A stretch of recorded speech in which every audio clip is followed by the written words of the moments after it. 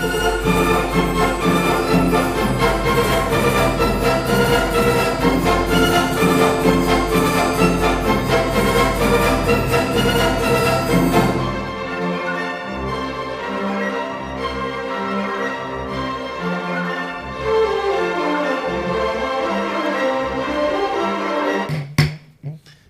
evening. I'm going to call our study session to order for June 4th, 2012. Study session on the sustainability plan. Start with the staff report. Jennifer Savage. Good evening, Mayor, council members. Tonight is our second study session for the town sustainability plan. Just a little bit of background here. In 2010, the town adopted the 2020 general plan, contained in which is Environmental Action Measure 13.1, which directs the town to adopt a greenhouse gas reduction plan within 24 months of adoption of the general plan, or before a specific plan is adopted. There is also a couple of state bills that are associated with the greenhouse gas reduction plan. There's a state bill, Assembly AB 32, which directs from the state level reductions in greenhouse gas emissions. And then along with that is state SB 375, which involves reducing vehicle emissions. From a CEQA standpoint, the sustainability plan will allow project streamlining for projects at certain levels. They can rely on the sustainability plan as a greenhouse gas reduction plan. And at the plan level, you could theoretically be exempt from CEQA from that particular component, the component of greenhouse gas evaluation. Where we've been so far, we did come before the town council in December with a list of draft measures. With feedback provided to you, we refined those measures and took them to a public workshop in January. We had about 30 members of the public in attendance. Great input, both in adding measures and refining some measures further. In conjunction with that public workshop date in January, we routed out the draft measures to the Planning Commission and members of the Sustainability Committee. And in addition, after the public workshop, we had a 3-week public comment period where we allowed the public to further comment on the measures. We've also done a preliminary informal review with the Bay Area Air Quality Management District. When the public draft of the sustainability plan is available for review, part of that process involves sending it out to public agencies. The Air District will be one of the main agencies that will likely comment on it. So we reviewed with them preliminarily our measures, and we were able to get some feedback from them there. All of that comes down to our refined measures that we do have before you this evening. What we have done with those refined measures is taken all the feedback that we've gained through all of these items on the overhead slide and further refine those measures down to ones that the town council thought were the most appropriate at the time from the draft measures that you saw, and then also took into measures that the public would like to see. We just had our open house just before this study session, and there were about 10 members of the public present, and they are in the audience tonight. Some of them are. Tonight's study session, not only will we be looking at the refined measures, but also talking about how those refined measures relate to the town's goal of greenhouse gas reductions, and looking at the quantification that each measure would provide to that reduction of greenhouse gases. And in addition to that, there's also a schedule of implementation for each of the measures, and that is included in your documentation that you have with the staff report, is a preliminary schedule of when we would implement those proposed measures. Our next steps after this evening is to publish the draft and route that out and make it available for comment. Our plan is to bring the plan back to the Planning Commission, and then back to the town council in the hopes that we could adopt the plan sometime in September. And this evening, we do have our consultants from the Planning Center, DC&E. We have both Joanna and Eric with us this evening. And if there are no questions of staff at this time, I'd like to turn it over to our consultants. Thank you. Any questions of staff? Okay. Seeing none? Thank you, Jennifer. Okay, so Jennifer has done a great job of just walking you through the process and how we got where we are today. Is this on? Okay. And so I am just going to jump right into the plan itself and the measures. So when we met with you in December, we gave you an overview of the plan. It's going to include a baseline inventory, a forecast for 2020, an emissions reduction target, the list of measures very similar to what we're going to be talking about tonight, and the implementation plan, which is also part of the plan. The target for the plan is consistent with the state law AB 32 that Jennifer mentioned, which is to reduce greenhouse gas emissions by 15% from their baseline levels by the year 2020. So I'll just walk you through what we have concluded based on the modeling that we've done of the suite of measures in front of you tonight. Your existing emissions in 2008, 381,000 MTCO2e stands for metric tons of carbon dioxide equivalents. That is the unit of measurement for GHG. There are a number of different gases that are considered greenhouse gases. For the purposes of measuring greenhouse gas emissions, they are all converted into this unit of carbon dioxide equivalents based on how powerful or they are as a greenhouse gas. They are converted up or down. So this represents a lot of different gases, not only carbon dioxide, but everything's converted into this unit for ease of reference. This is your existing emissions. So according to your target of a 15% reduction, you would be wanting to get to 324,000 metric tons of emissions by the year 2020.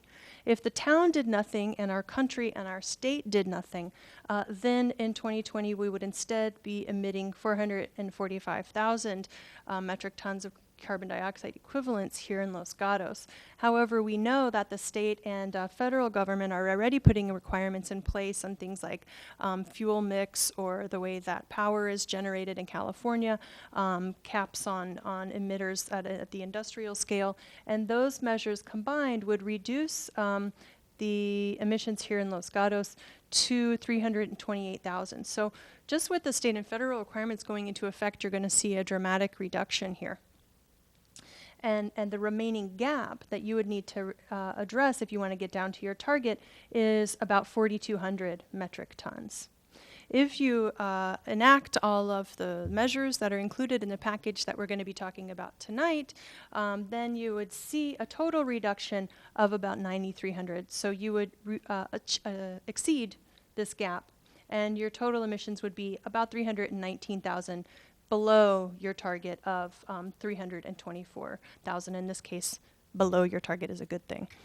So you would achieve the target, and you had a little bit of room to spare, which is good. One thing that I should mention is, when Jennifer mentioned the Bay Area Air Quality Management District and their review process, they are probably going to look favorably on a plan that shows a little bit of wiggle room to achieve your target, because as we go through these, I think you'll see that there's a lot of various assumptions, there is various modeling software, there's a lot of different numbers that go into these calculations, and so to exactly meet your target doesn't leave a lot of room for different interpretations or different sets of assumptions, and to still be able to meet your target. So this is a pretty comfortable place with the package of measures that you have in front of you. You would achieve your target and have a little bit of a buffer there. Specifically, this slide shows you the contributions from the different sectors of measures. This is a total for all of the measures that are presented within each sector. So 50% of your reductions are coming from transportation and land use, and that's very appropriate given that this is also your largest source of current emissions. Another quarter of your emissions reductions would be achieved through implementing green building measures, and then the rest of the reductions would be achieved by renewable energy measures, energy conservation measures, and water and wastewater measures. For the measures in solid waste, open space, and community action, these are very important components of the town's plan. They're important facets of being a more sustainable community, which we've heard is an important goal for the town. But they are either not able to be modeled with the software that we have available to us today, or the modeled reductions would be so small that they don't show up at this scale. So these are still important measures for you to consider, but they don't contribute to a quantified reduction that we could demonstrate to an outside party as in terms of the town achieving its target. So let me just tell you what we have added for each measure. You have this matrix in front of you, I believe, and so that presents the greenhouse gas, or in the cases of the transportation and land use measures, a VMT, vehicle miles traveled reduction that would be achieved by adopting the measure. What % of total reduction in the sector that represents, and what % of total reduction overall that represents. A column about cost effectiveness, which is our best attempt to estimate how much the program or the measure would cost versus what benefits we would expect to be achieved from the measure, who would be responsible for implementing the measure, and on what schedule.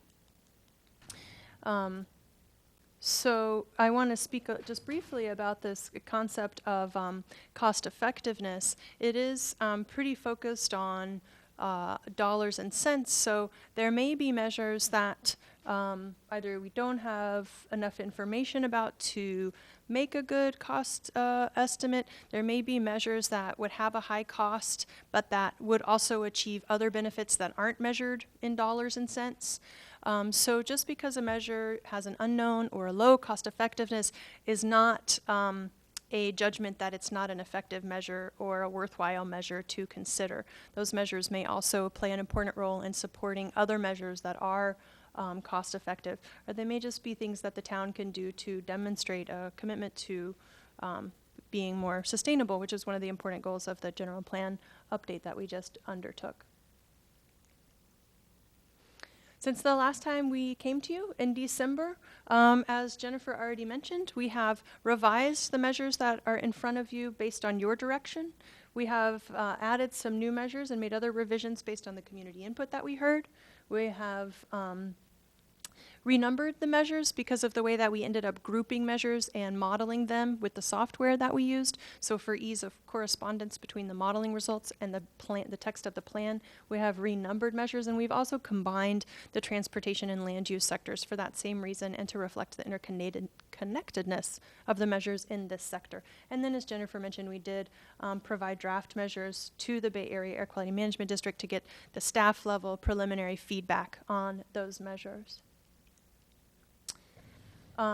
And as we go through each one of these sectors, I will be briefly explaining to you some of the changes from those sources that have been made in each sector since the last time you saw them. So my thought tonight would be that we would kind of go through this matrix sector by sector. I'll start out by explaining to you what's changed since the last time you saw it within that sector, and why, not planning to read each line, each measure, or necessarily talk about each measure individually, but obviously if there is a specific measure that you would like to talk about, we will spend as much time as we need to on that. Before we start, I want to just explain how the transportation and land use measures are able to be modeled. These are modeled by a traffic engineering firm, Fair and Pierce, who's a member of our sustainability plan team. The way that they're modeled, it's not possible to calculate a GHG reduction for each individual measure within this category, but we can calculate the vehicle miles traveled that would be reduced or saved by implementing the measure. And once we have a total number of the VMT reduction, we can translate that into a greenhouse gas emissions reduction. So for this sector only, there is not a GHG emissions reduction per individual measure.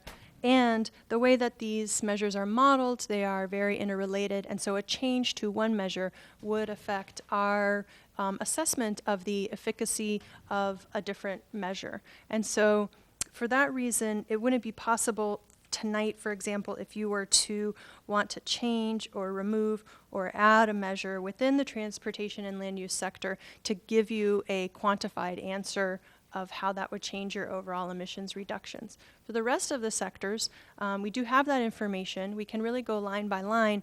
My colleague Eric here is going to be following our discussion with an Excel spreadsheet, and so if you were to suggest changes to measures, he'll be able to tell us at the end of the evening what your new total emissions reductions would be in terms of our best guess. Of course, we would want to model those again before we make a final answer. But for the transportation and land use ones, it's a little bit more intricate process, and it's not possible to do that on the fly. So I'm ready now to start going through the sectors, but I'm happy to pause in case there's any questions. Do we have any questions? Vice Mayor Spector. Thank you. What you were talking about, which is the quantifying and the units of quantifying, were of interest to me. You said that our goal is 4,200 metric tons, and I know that you would like more than that, so we could fall back. But do I understand you correctly that a metric ton, is that equal to 1 unit of GHG, or is there some other translation? That is the unit in which GHGs are measured. So they're typically measured in metric tons of carbon dioxide equivalent. So all of the GHGs, whether it's sulfur, sulfur dioxide, nitrous oxide, they're all converted into this carbon dioxide equivalent unit. Is 1 GHG equal to 1 metric ton? No, you have a metric ton of a GHG. Okay, all right. And then, if I might, a question for staff. Please. There are some items on these lists, for example, what was it? The safe routes to school, that I felt as though, I know we're already doing, if we chose that item, is that like a new safe route to schools, or is that something we've already done and get credit for?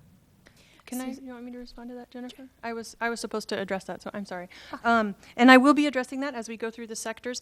In order to make sure that we capture all of the efforts that the town is already doing, which are numerous, there are measures throughout this set that reflect programs and requirements that are already in place that the town is already doing. And that enables us to just show very clearly to the public or to any reviewing agency what emissions reductions are achieved through that measure. So anything that you've started doing since 2008, which is your baseline year for the inventory, you can quote unquote take credit for in this sustainability plan. So that's why you see things like Safe Routes to School that the town is already doing. And I'll try to make sure that I mention those as we go through each sector.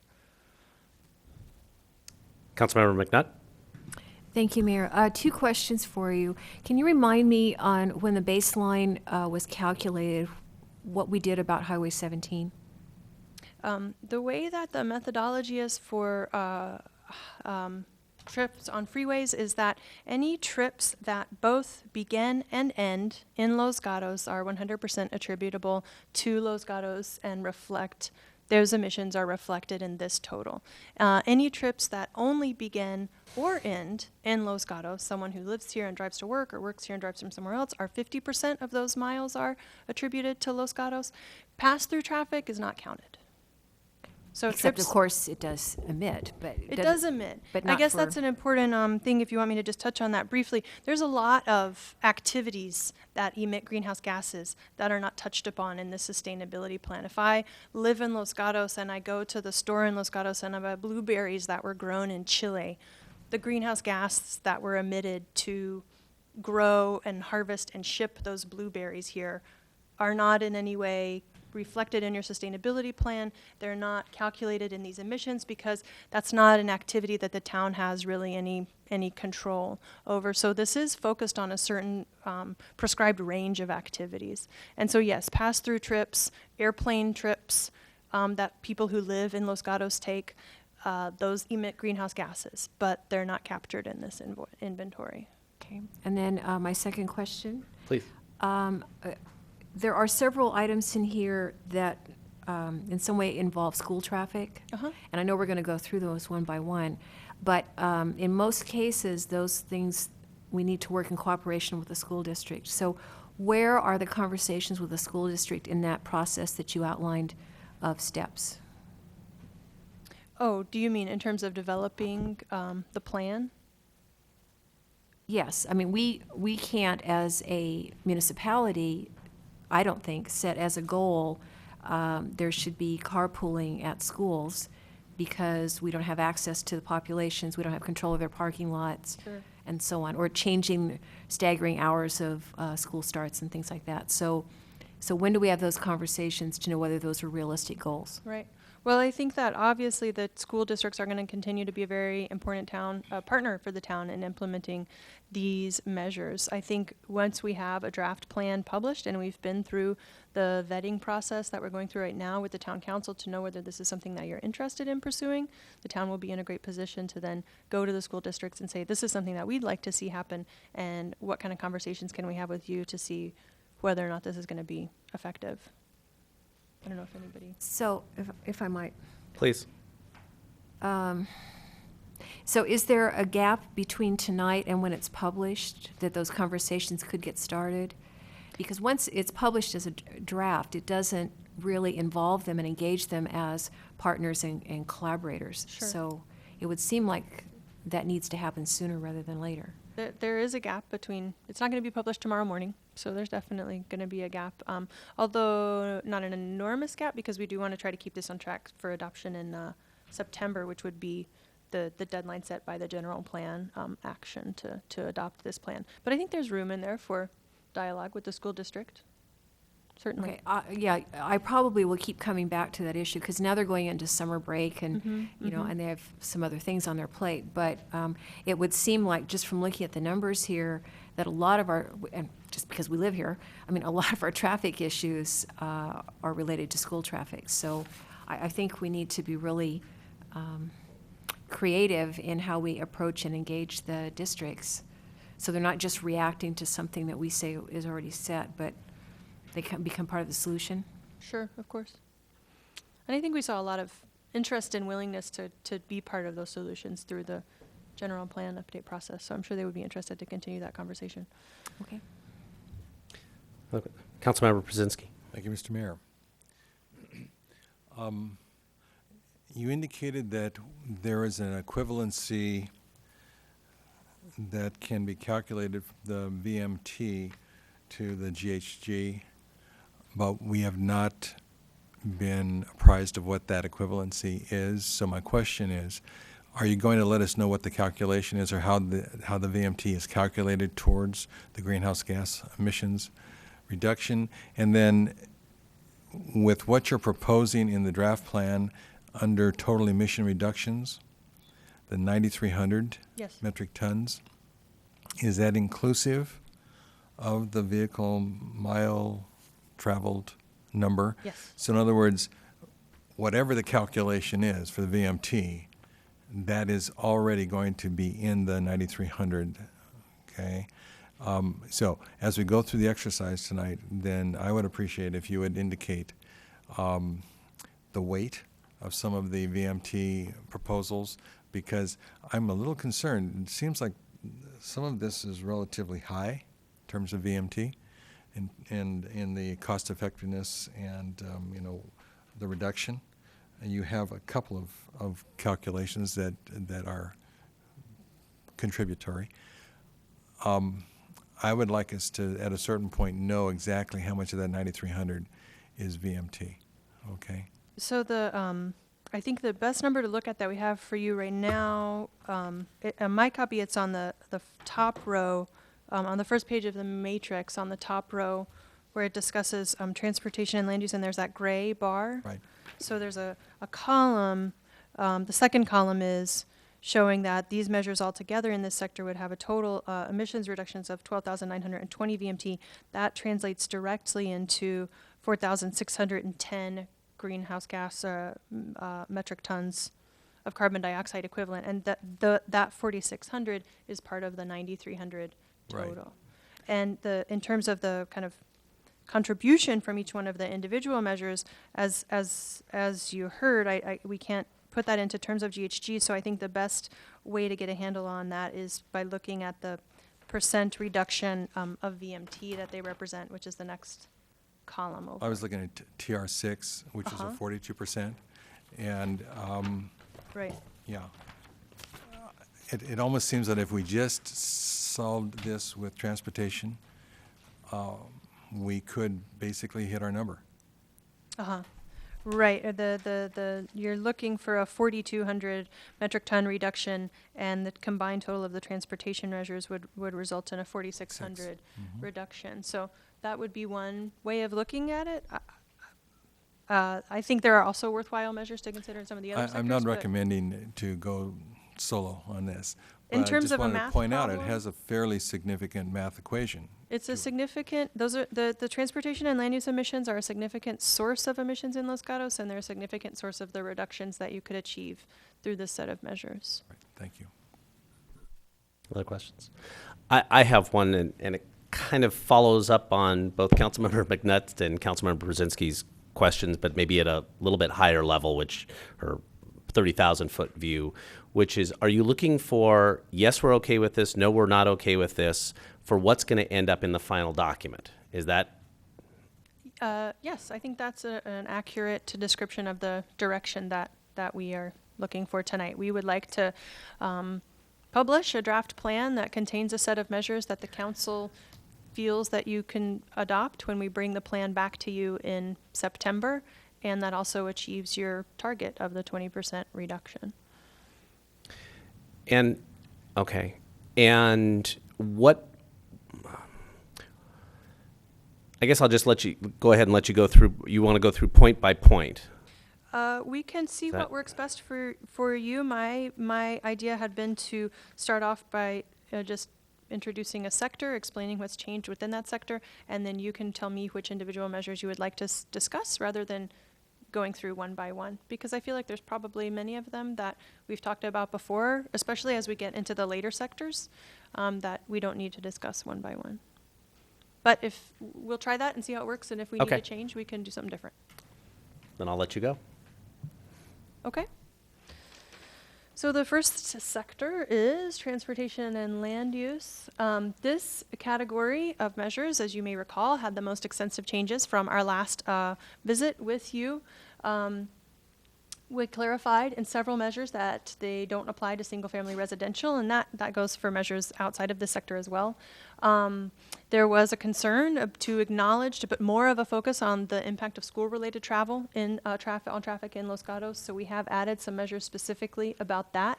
Also, on Town Council direction, we added measures about traffic calming and improvements to access to transit. We deleted a concept of adding intensification along Santa Cruz Avenue and Main Street. The remaining measure just focuses on intensification along Los Gatos Boulevard. We deleted measures that you felt were a little bit infeasible, including a shuttle system, and measures that would have required a staff person, an existing staff person, to take on a new role as a transportation demand management coordinator. This concept of deleting measures that would place additional burdens on existing town staff is one that has been deleted in a couple different sectors, but transportation is the first one where it comes up. We deleted a reference to adding bike parking by removing spaces for vehicle parking. We added some clarifications about preferred parking applying only to non-residential development. We deleted a recommendation to provide variable messaging signs explaining how many parking spaces are available in downtown. And we added measures that would support volunteer efforts. So this was another thing that we also heard about at the community workshop, wanting to see some support in the plan for measures that might be taken up at the volunteer level, starting a bike sharing program in Los Gatos, starting some outreach to help explain to folks who are waiting to drop off or pick up their cars about the impacts of leaving their car idling, for example. So those are some of the types of changes that we made in this sector. response to your feedback. In addition, we made changes based on community feedback. We heard that folks are concerned about enforcing the speed limit around schools. So we modified TR1D to reflect that. We had interest in electric vehicle charging stations and outreach to students about the possibilities of taking transit for school. So that summarizes the types of changes that we made to the measures in the transportation and land use sector. I do have slides for each one of the measure, and that's largely for the convenience of viewers at home or folks who don't have a copy of this matrix that we're working from. So I do have the slides up here, but I'm not planning to go through them one by one. So as we come to them, I'll put that slide on the screen. So were there any comments or questions in these transportation and land use measures? I'm actually going to start with one, if that's all right with you. So you added 1E, which is a pretty extensive and expensive traffic calming, which given, first of all, with a time frame of within the next 3 years, essentially. Having looked at our budget and our CIP, capital improvement budget, I first of all, I don't see how it's feasible. Second of all, I don't know how we would justify such a thing given the unfunded capital improvements that are within our budget. Mm-hmm. And I think to include something like that might be misleading to those who read this document and are expecting certain changes. So if that's, I guess, a perspective that's shared by the council, do you just remove that kind of a line item, or do you extend the time frame? How is it that you would want to deal with that? Sure. Well, I think there's a couple of different options. Removing it altogether is certainly an option.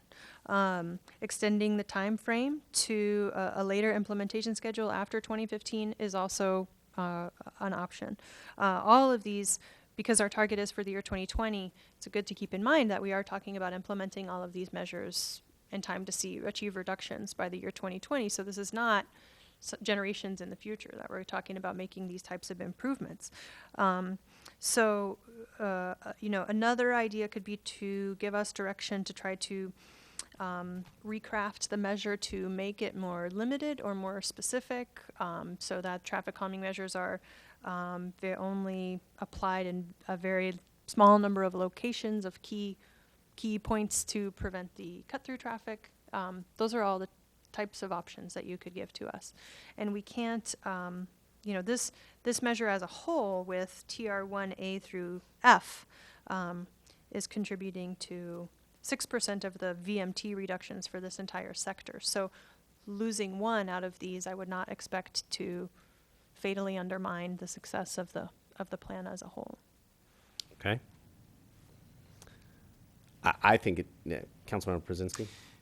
I appreciate the mayor's position, but my thought is I'd rather leave it in here because this is one of the issues that we hear all the time about the amount of traffic that uses North Santa Cruz, Winchester, University, the Boulevard, the east-west routes also, Highway 9, and perhaps the way it's characterized, speed humps, curb bulb outs, and so forth, which are obviously going to be very financially significant, might not be the only examples. There might be signage that is used, but I think the concept is right. The implementation of the concept, I think, should be something that is explored. So at this point, I'd rather not pull it out, given what I've heard, and I think we've all experienced in terms of the amount of cut-through traffic that exists on the arterials in particular. Okay, Vice Mayor. Thank you. Overall, I am looking very carefully at those action items that require town staff implementation, especially when I look to the cost effectiveness and see a low as opposed to a high. With that in mind, I agree that C and E are not things that I would leave in the plan at this point, as they are drafted or within the time frame that they are to be implemented. Maybe, as Mr. Brzezinski points out, there are other ways to have the goal of reducing crosstown, traffic. But as C and E are currently crafted, it's not something I think is realistic. Okay. Okay. Councilmember McNutt? Thank you, Mayor. I have several in this area, but this is the worst area for me, or the most, so don't worry. It won't be like the general plan, But do you want me to do all of them, or just pick a couple to get started? No, go or right what- ahead. What do you want me to do? Okay. We'll just go down the list. All right, so in the TR1, the C, which the Vice Mayor just recommended taking out, if we keep it in, which is on the pedestrian master plan, I would like to work in something about connectivity among residential developments, or actually any developments. And I'll give you, there was an example of a housing development over on Winchester that had existing condominium townhome developments around the outside on both sides, and they did not want to have a connection. The existing homes didn't want to have 30 more families being able to walk on their street, So to me, that's wrong, because I think the more that you can connect the neighborhoods, as you do in a traditional grid street layout, it encourages community, encourages neighborhood and walking and so on. So not these isolated, siloed kind of developments. So if we keep that in, if there was some better way than what I just said to talk about encouraging developments to connect to their neighboring developments, that would be good for me. And a TR1B is really intended to get at exactly this issue that you're talking about, because we did hear similar comments about the desire to maintain or provide new through connections. So And I guess one reason it came to mind when on the pedestrian master plan is I thought, well, maybe there's a way to go back and kind of retrofit some of the existing ones. So just like we're trying to do for emergency evacuation, figure out on all of our isolated streets, is there a second access route where they can get out? Maybe on some of the existing ones, there's some alley or lane connections that could be made among those, but Okay. somewhere in there would be good for Okay. me. And then on D, on the safe routes to school, I think the responsible party, again, should be the town and the school districts, because so many of those elements are not in the control of the municipality. Does that mean you would not want to see it in the town's plan? Or No, just to but acknowledge just on some of- shared responsibility? Yeah, on some of them, it has town and school districts. On this Oh, particular I see one, what it you're just saying. has the Responsible town. party, thank you. Okay. Should I keep going? Please. On TR2, which talks about the North 40 development, can you explain how, since there's nothing there now, any development's going to generate additional traffic, so how does the description of development that's here reduce vehicle traffic? Yeah, I think that's a great question, and I didn't do this modeling myself personally, but I could imagine that they would compare the modeling of a more conventional type of project, maybe a single-use type of project that's all residential, for example, and compare that to a project that includes a mix of uses and see what the VMT reduction would be. Okay, it seems like a false math to me, because it's saying we're going to reduce based on a fantasy of something that doesn't exist or might not even be planned. So I understand that a lot of this is just, thank you, Manager. Through Mayor. Joanna presented that the growth in emissions in the very first or second slide would have been to over 400,000. So it really depends what were the assumptions for the North 40 in that 400,000 that then this planning model reduces against that. So I think that's probably the, where the solution would be found is we're really attacking that unencumbered growth number through an adoption of a measure like this from what would otherwise potentially occur in the North Forney. So I'd view it as an opportunity reduction, like an opportunity cost almost. And I understand, this is very theoretical that we're doing here. On TR3, both A, B, and C, my question, I guess this is actually more to council, is words like incentivize without any specifics or intensity without being specifics makes me a little uncomfortable. But if everyone else is okay with that. We did try to add some examples of incentives at the end of TR3A, for example. And in terms of intensity, in my mind, this is not requiring density or intensity above what is already allowed, but simply would be a signal to developers that the town would encourage development at the upper end rather than the lower end of what is allowed within the allowable range of development for a particular property. The problem I have is that is contrary to pretty much how we do business in town and the values that, so the more intense the development that is proposed, the longer it seems to take, the less likely it is for anyone to be agreeable to waiving development standards. They become under more scrutiny. So we are opening a door, and I don't know if we want to open the door. So again, I'm kind of throwing this out to other council members to talk about. And maybe I'll just stop at the end of this page and then, okay. And then the last one is the TR4.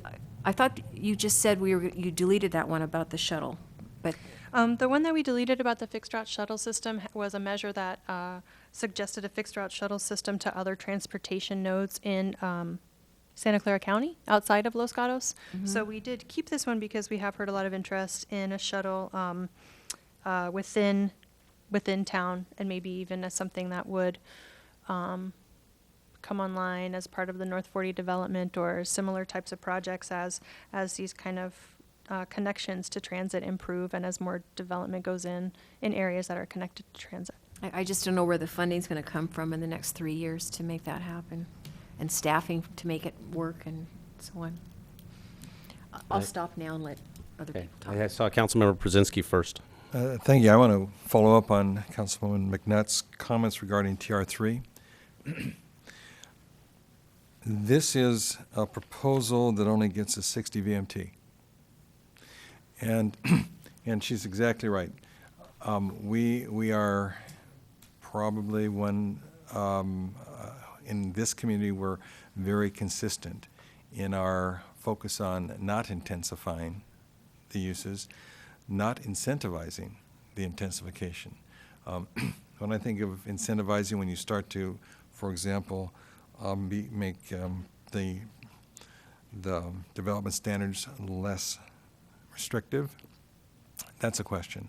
So I would say probably TR3 as a body is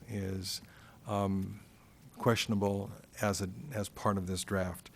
I think that since it has so little gain, and it really does beg the question that are you really going to propose to do this when we are not by character doing that kind of thing anyway? I think our good land use practices will be the focus that we take, and so I don't see TR3 as actually being viable in our draft. Okay. Vice Mayor Spector.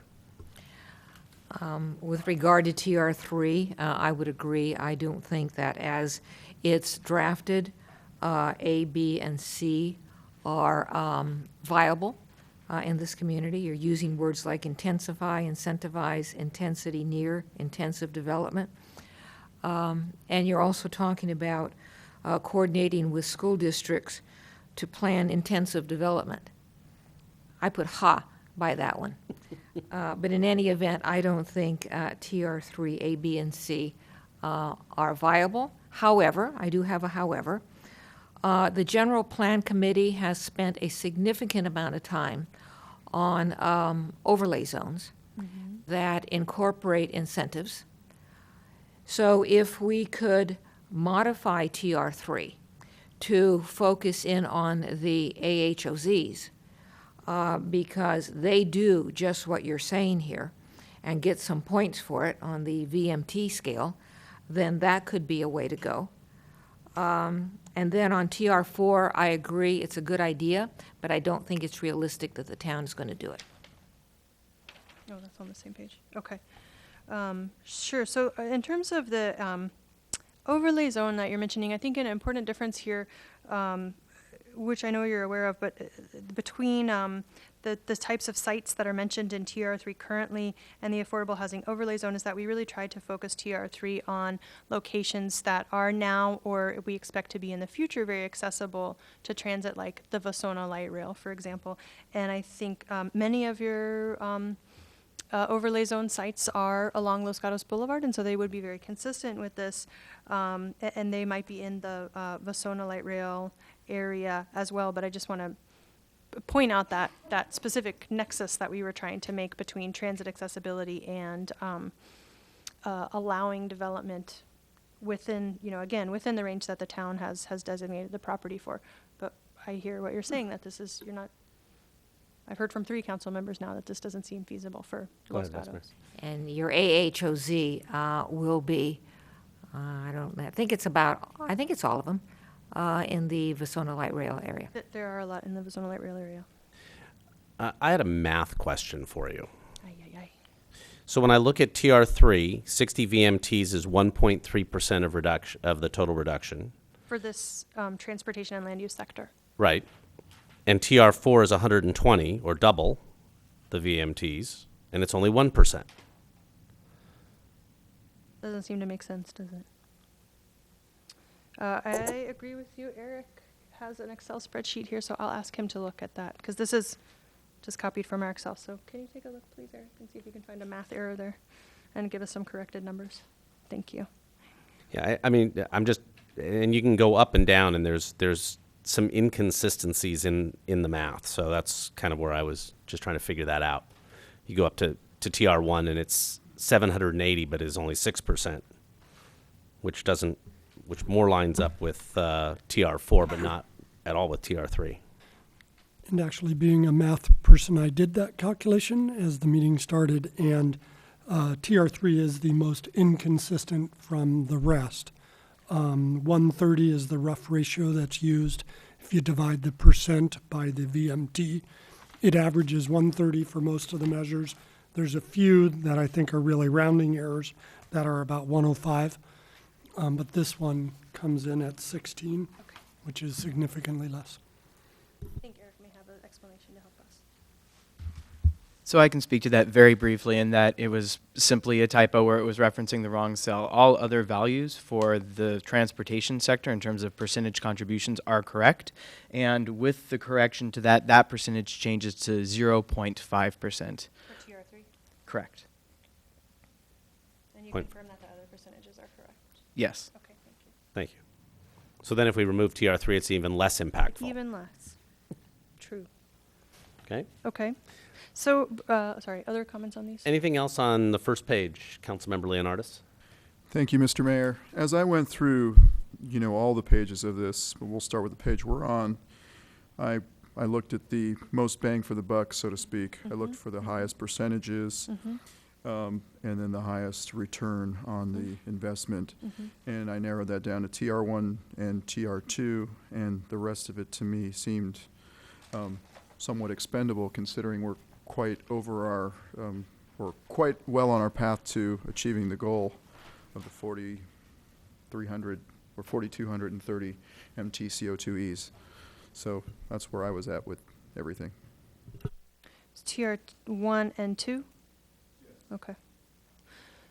So I would just ask for a little bit more clarification on TR1, particularly C and E, because I did hear some comments that those are seeming not very feasible, at least on the time frame that's in here. So I just, but I didn't hear that unanimously, and I'm wondering if there's any other feedback or consensus about whether you want to move forward with a pedestrian master plan and/or traffic calming measures at all, or move forward with them, but only on a different implementation schedule or with revised text. Councilmember Brzezinski. My inclination is to not not create the pedestrian master plan, going into the kind of the mantra that we'd used before.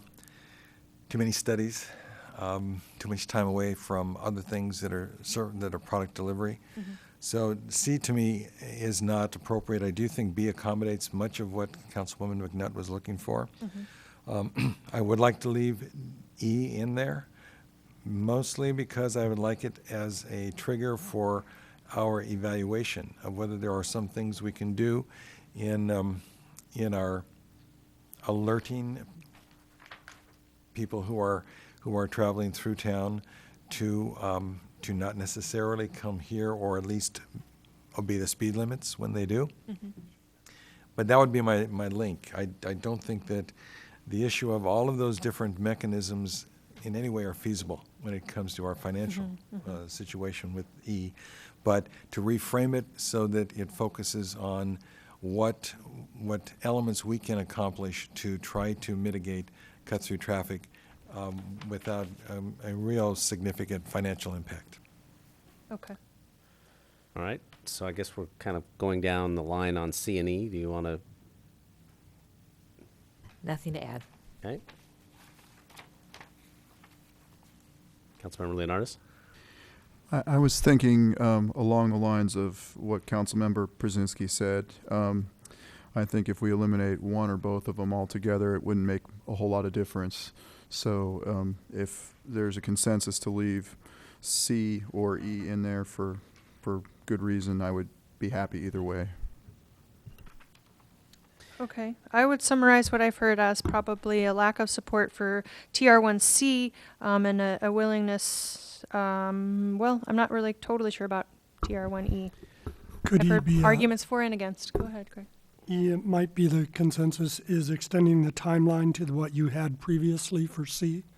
So instead of it being 2012-15, which is the current 3-year CIP, to extend that to the 2015-2020.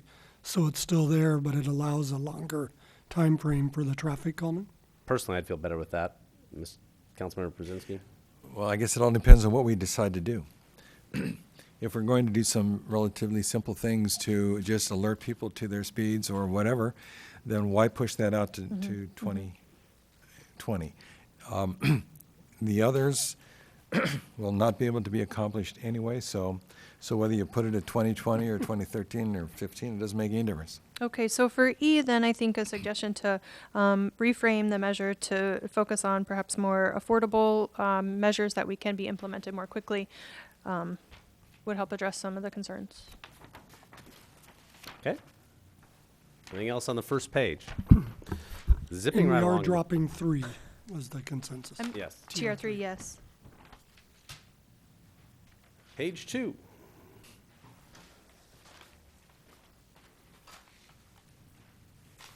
Councilmember McNutt. Thank you, Mayor.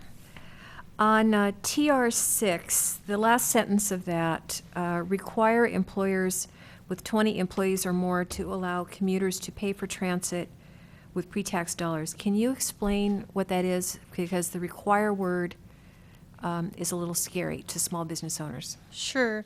I work at a small business that has a program like this, and I talked to the woman at our office who administers it, and I think the costs are relatively low for small businesses. I think you have to pay, it's been a couple months since she and I had this conversation, but I wanted to check with her on the feasibility of this.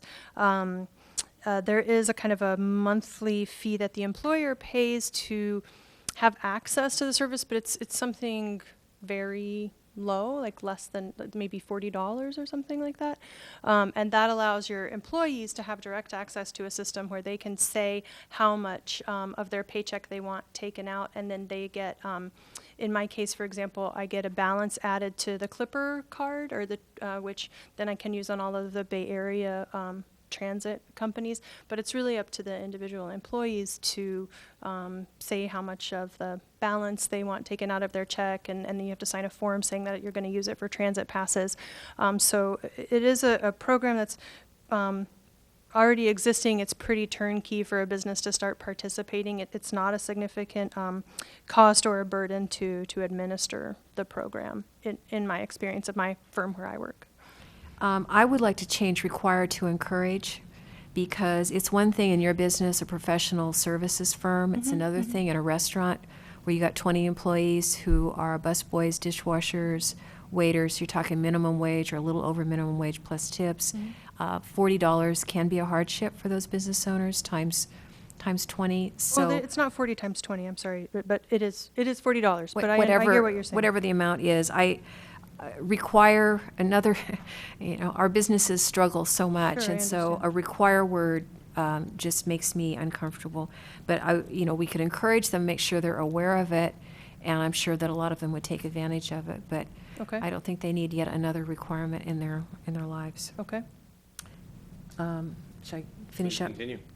On TR7, this one is quite odd for me, because what we talk about all the time is there's never enough parking. Every development needs to have enough parking, whether it's residential or commercial.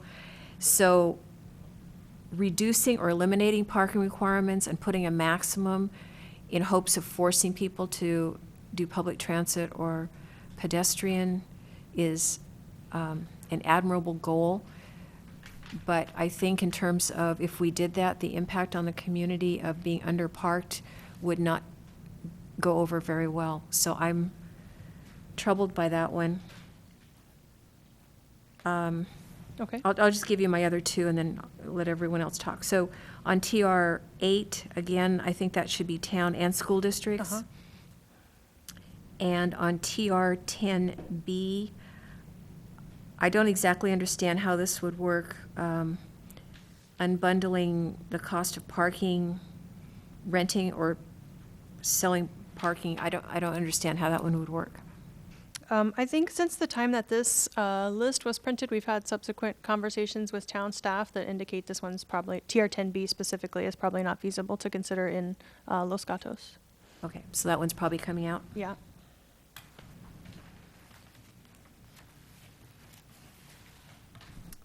Councilmember Leonardis.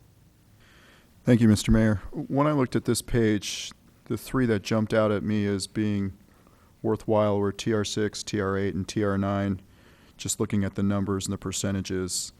And I would say we put most of our efforts there. I agree with Councilwoman McNutt's analysis to include the word encourage instead of require employers, and also adding the language about the school carpooling program. And that's where I would be coming from. When I look at this whole, matrix here, I look at what's going to get us the most bang for the buck. Sure. And, there is a lot of stuff. If we were to look at each and every one of these measures and try to implement those in the 3 to 8 years that we have, it would be very noble, but it wouldn't be possible. I just don't think we have the resources and, as a community to do this, and with our budget and everything else. So I'm trying to narrow these things down by the amount of reduction in the quickest way. And I realize that that's not the entire point of this exercise. However, I think if we do look at it that way first, we'll get through this quicker and more efficiently and more logically. So that's kind of where I'm coming from. TR6, TR8, TR9 are the ones that I support on this page, and I would probably move on from the page from there.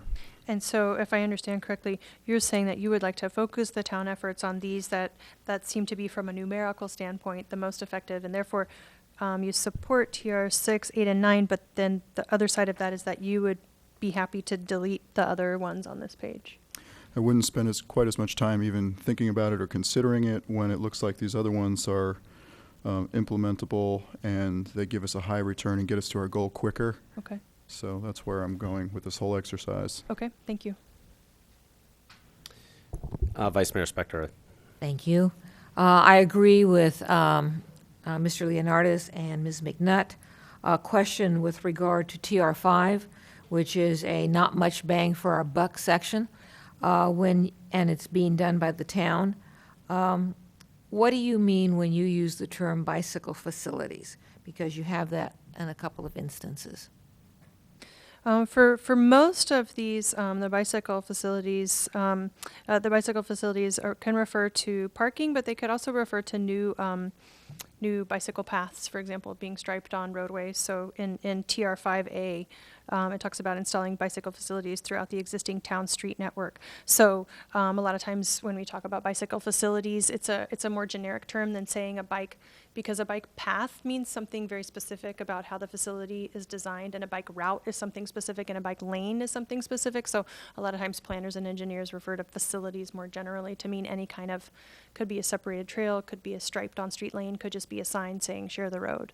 And all of those would fall under the category of bike facilities, as would bicycle parking. All right, thank you. Councilmember Brzezinski. Yes, I'm not going to agree with Councilman Leonardis on his mathematic calculation. I think that there are a number of things that they may not provide as much of a numerical benefit, but there are things that we can encourage that will create a more sustainable community overall.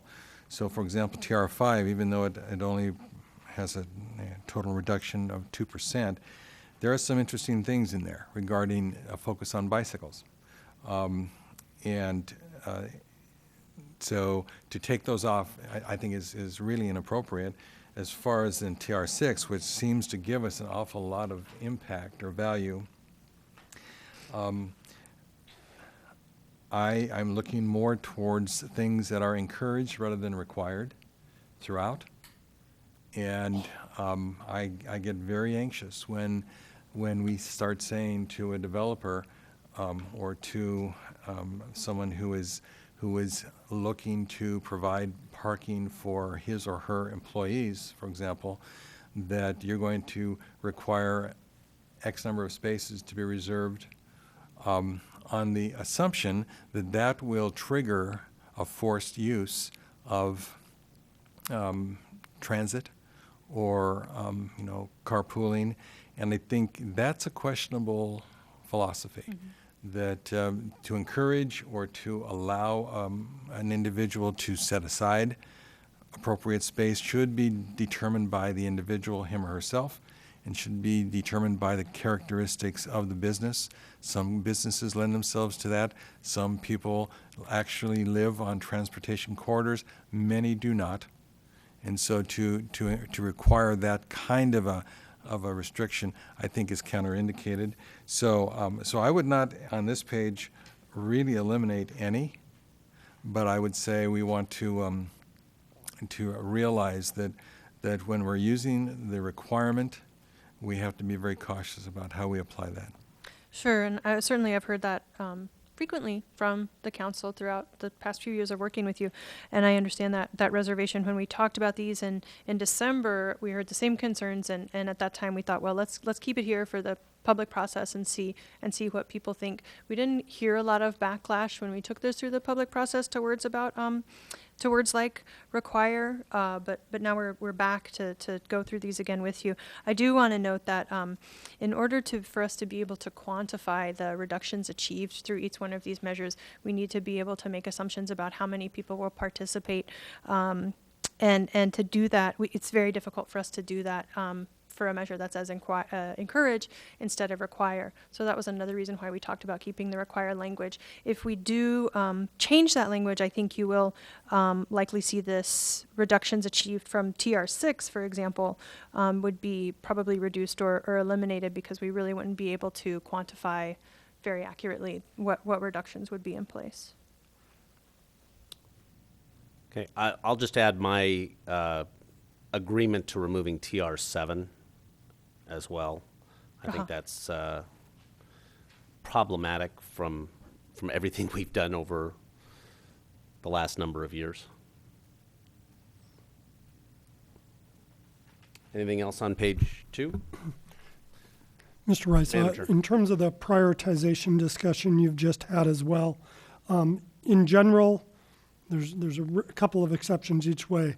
The high cost effectiveness are all in the 2012-2015 timeframe, while the low cost effectiveness are all in the 2015-2020. So that it's not an absolute rule, but it's 90% of the cases. So that's worked in terms of the prioritization discussion the council member Brzezinski and Leonardis had. Okay. Moving on, page 3. So page 3 starts a new sector. This is about green building. Since the last time you saw this set of measures, we have deleted a measure that would have asked a town staff to provide technical assistance and information about green building measures. And that's really it. Other than that, we didn't have a lot of changes to these as a result of the community input that we've had so far. Vice Mayor. Thank you, Mr. Mayor. GB1, get a lot of bang for our buck there. But the question for you is this something that we, Los Gatos, already have or have in part? Well, you have the Greenpoint rated building guidelines that are mentioned in Measure GB2, but this would be a new ordinance for the town in GB1. Thank you. Councilmember Brzezinski, I'm comfortable with this page. Oh, the as am I. Anybody else? Okay, now when you say page, do you mean green building or also renewable energy?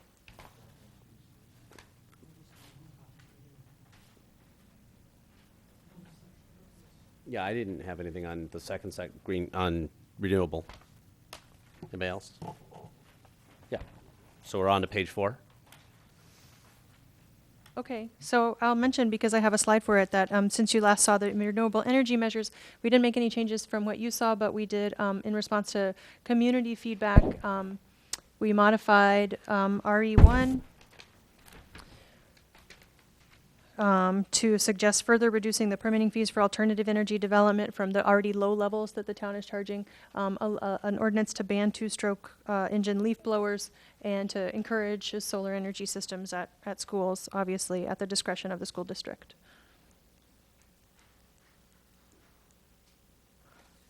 So I'll go on to the energy conservation sector then, and this starts on page 4. So the town council directed us to clarify that EC1 requiring Energy Star appliances would apply to new development only.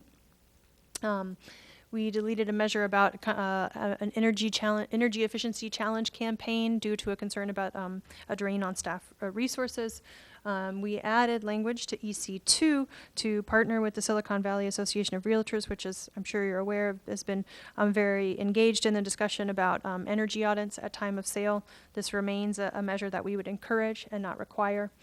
And then also to EC2, we added the final bullet point there as a new suggestion to pursue incentives and grants for energy conservation. Okay, before you go on, anything on page 4 there? Oh, we got some other. Okay. No, but we can go to, yeah. On the energy conservation measures in page 5 or the water? Okay.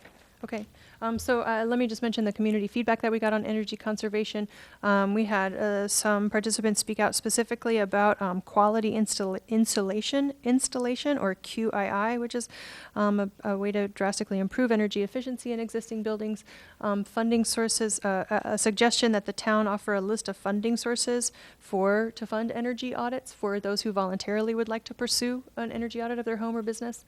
And then a suggestion, EC13, to form a volunteer committee of local professionals that can help educate citizens on how to save energy through design measures.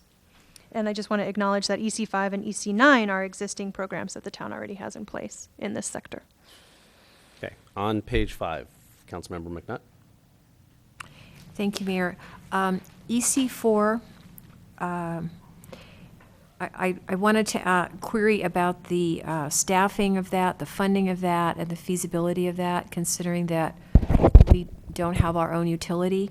So I'm not sure how we could offer financial incentive, for example.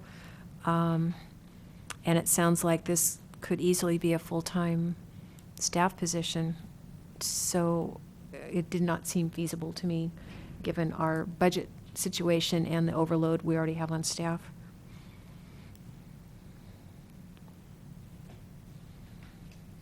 Okay. Are you looking for concurrence? Because I won't disagree with that at all. Councilmember Brzezinski. On EC4, I also have double question marks on this. I'm curious about this. If targets are not reached within 5 years, institute a mandatory upgrade at time of sale. I remember we had a great deal of discussion about time of sale upgrades and audits and those kinds of things, and we rejected them. Is this kind of a holdover from that discussion? Is this something that's different? Does this mean that if we don't do the mandatory, then the 590 GHG has to be reduced because the calculation is dependent upon a mandatory characteristic? No, the calculation here is based on the 10% target participation. And that would be a hope that 10% of the homes and businesses would participate voluntarily. This measure is one that came out of our conversations with the Bay Area Air Quality Management District, and it's modeled on one that was adopted, I believe, in Pleasanton, who has recently adopted their climate action plan. In Pleasanton, they actually worked very closely with the Chamber of Commerce and with their local Realtors Association to craft this ordinance. They were trying to find a measure that would balance the desire to stimulate existing buildings to become more energy efficient without putting a new requirement in place, because they're also certainly very sensitive to adding new requirements for local residences or businesses. And so the compromise that they came out to was, let's try it for a few years voluntarily and see how many people participate and how successful our program is. But on the other hand, we really do need to reduce our greenhouse gas emissions, and I think Pleasanton probably had a farther way to go than Los Gatos does to get to their target. So they probably didn't have as much flexibility as the town has in terms of picking and choosing among these measures. But on the one hand, we don't want to put a new requirement in place, but on the other hand, it's really important to increase energy efficiency in existing buildings if we are going to meet our target. So to give this a little bit of teeth, let's put a kind of a time frame in here if we don't get the voluntary participation that we would like to see. So that was the genesis of this measure. It's a measure that seemed that it met with some success in another Bay Area community, so we thought we'd suggest it here for your consideration. Councilmember Brzezinski.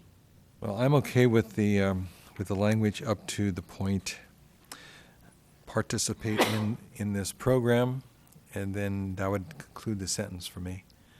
I understand that there is interest in kind of a forced choice at a certain point, but I'm not interested in putting that particular mandate in place for us. Okay.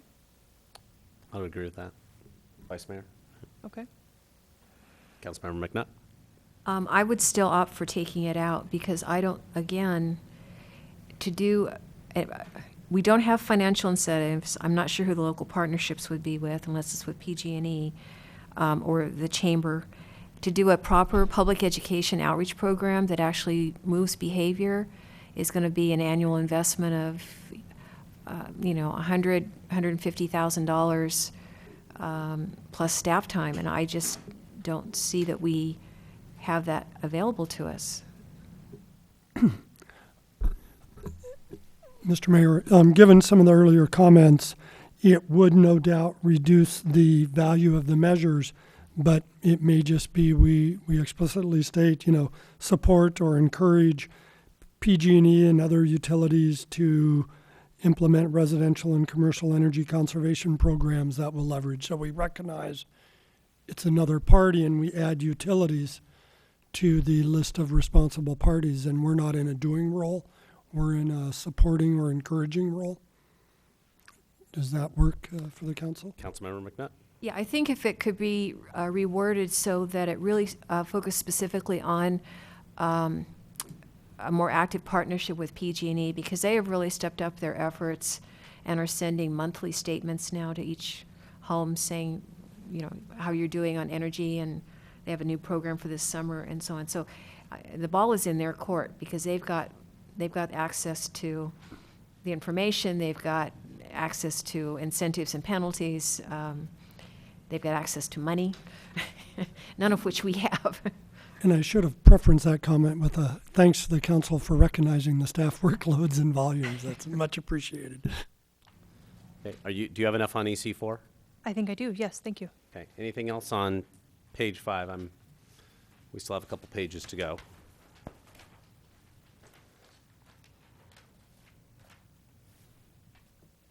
No? Okay, we can go on to the water and wastewater sector. So in this sector, we deleted a measure encouraging training for irrigation designers, a measure that would implement public education, again, because of concerns about burdens on staff, a measure promoting the use of reclaimed water, because we heard from Todd that it's really not feasible that that's going to be in place to use by the year 2020. We added measure WW6 about rainwater collection based on hearing from the public that they would be interested in being able to do this and would like some clarity in the town code about whether or how and where this is permitted. That's all. Questions on this?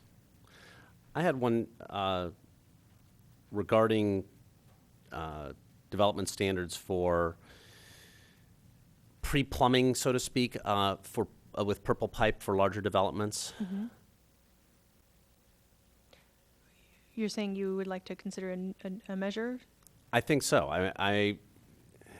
It's something that may not happen by 2020, but it'll happen a lot further down the road if we don't pre-plan. So if something significant is being built, I'm not sure I would do it for a single-family residential, and maybe I'm the only one on the council that would see this, but on a significant development to pre-plumb for the irrigation, landscape irrigation or whatever with reclaimed water, I think makes sense, even if it takes a few years before that pre-plumbing is connected to anything. Mm-hmm. So that would be for irrigation specifically. I'm not a reclaimed water expert. So I don't know what all it can be used for, but that was the one that I do know it can be used for because I've seen it done elsewhere. Okay. Any other? Councilmember Brzezinski? Not necessarily, Mr. Mayor. My understanding is that we're not even going to be on the grid because the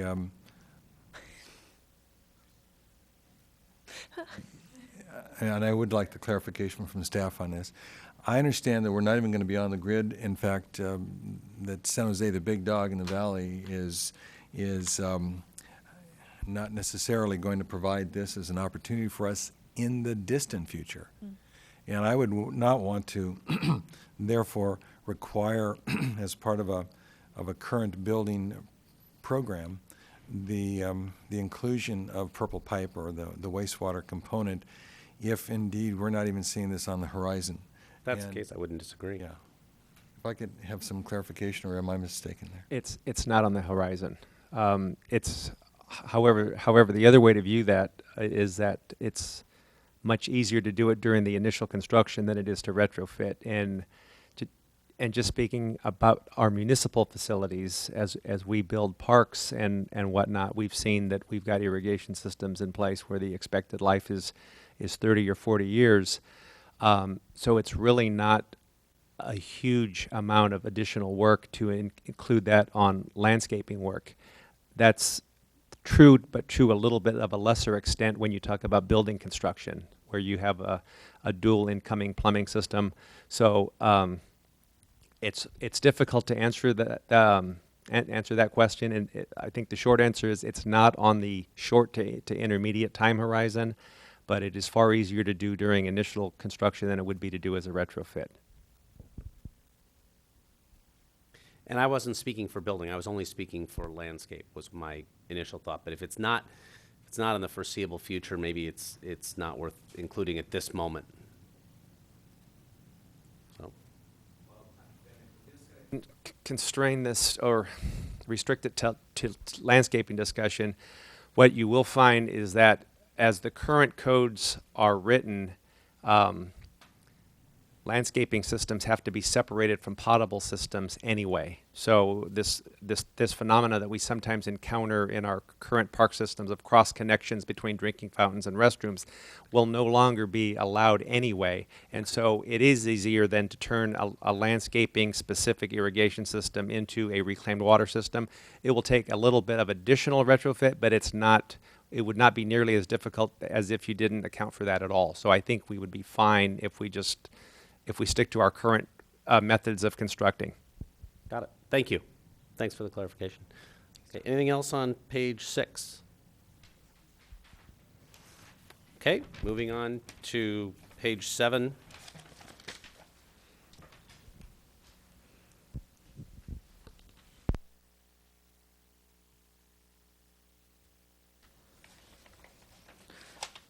Page 7 includes we skipped over solid waste. I'm assuming there's no comments on that sector. Then the last 2 sectors are open space and community action. We deleted a reference to potential community garden sites on existing parks. We added measures to suggest expanding the farmers market to other locations on different days, or work with the farmers market to see if there's interest in that. And wildland fire prevention measures, seeing trees as something that sequester carbon. And we just wanted to acknowledge the existing programs are OS4, the farmers market, and OS7. Of course, there are already wildland fire prevention measures in place in the town. Okay. There's only a couple on page 8. Vice Mayor. Right on 7, you said we had done solid waste, but I must have been asleep at the wheel. Okay. A question for you. I keep turning to staff, but on SW8, adopt an ordinance to ban the use of plastic bags in Los Gatos. I know that that issue has been discussed by the West Valley mayors, and so not the ordinance, but where are we on that issue for our town?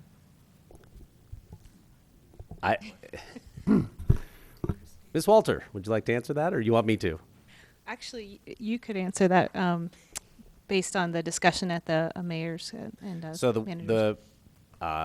Through my role on the solid waste, the Joint Powers Authority, we sent a letter to the West Valley mayors and managers to take it up, and the West Valley mayors and managers chose to leave it to the individual jurisdictions as opposed to taking I'll call it a West Valley-wide perspective on it. It's there, but I don't think there's any action requested by the West Valley mayors and managers at this moment.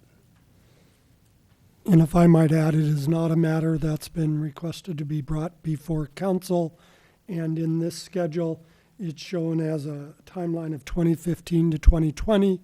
And I think there is expectation there'll be state consideration of some action prior to then. We are, however, participating in a 2-county EIR just because it was a no-cost way to get information should the council ever wish to bring the item forward through council initiative. Mm-hmm. Vice Mayor. Thank you. And one other, OS5, OS6, encourage the expansion of Los Gatos Farmers Market to the North 40 area. Just for information, the General Plan Committee at this juncture has will specifically be recommending that there not be a farmers market in the North 40 akin to the farmers market that we have downtown under the vision of not having the competition. I guess it would depend on how you define farmers market, because the recommendation coming from GPC will most likely include a ferry building type of facility. So just to give you a heads up on that issue. Thank you. Anything else on 7, or I'll go to 8 as well, since there's only 2 items there? So no changes on 7, just to clarify? That's what I'm double checking.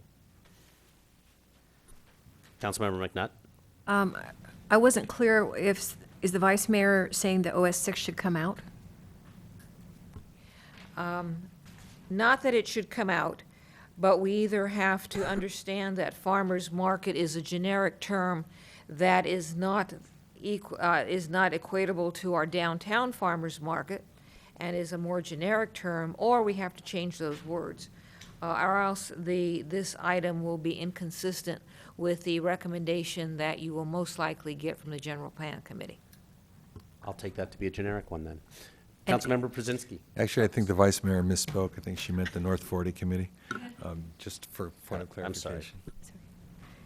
Councilmember McNutt? So given the vice mayor's comments, I think that should come out, because I don't think that, first of all, if you leave it in, those words do have to change, because you can't leave it in on the assumption that we understand today what that definition is, because who knows, we'll be looking at that later. And since it's already a recommendation of, and it still has to go through all that process, and who knows what'll end up happening in North 40, this is very specific, so I think it's troublesome. We should just take it out. Okay, I think you've got a consensus on that. Okay. Councilmember Leonardis? I was going to concur with that. I just don't think that will happen before 2015 anyway, but if it ever did happen, a different day of the week might be a good approach to that farmer's market Right, there. and I think that was what I Wednesday. had always been picturing, but I see that that's not stated there, so obviously that wasn't very clear. But I think we're going to take it out entirely, not even a different Yes. day of the week. Okay. Okay.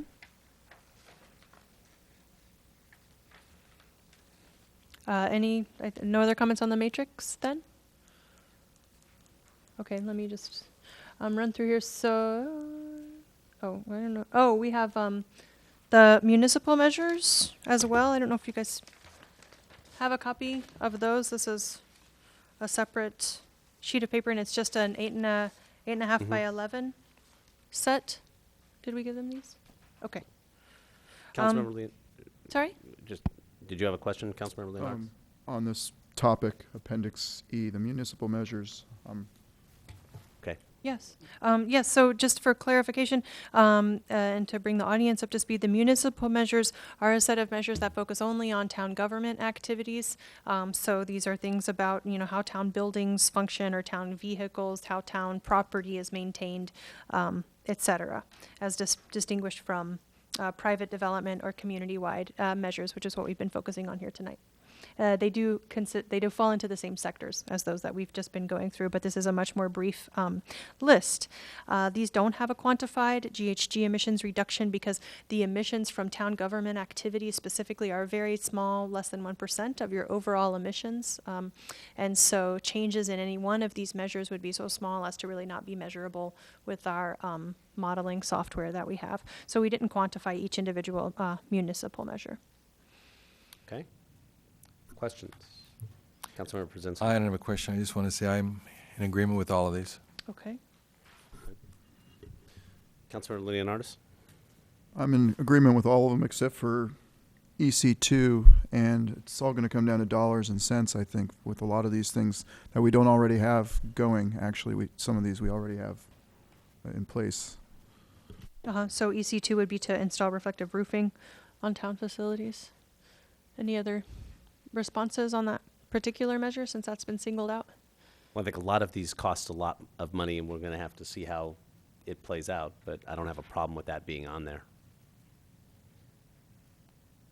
Okay, I see nothing else? Okay.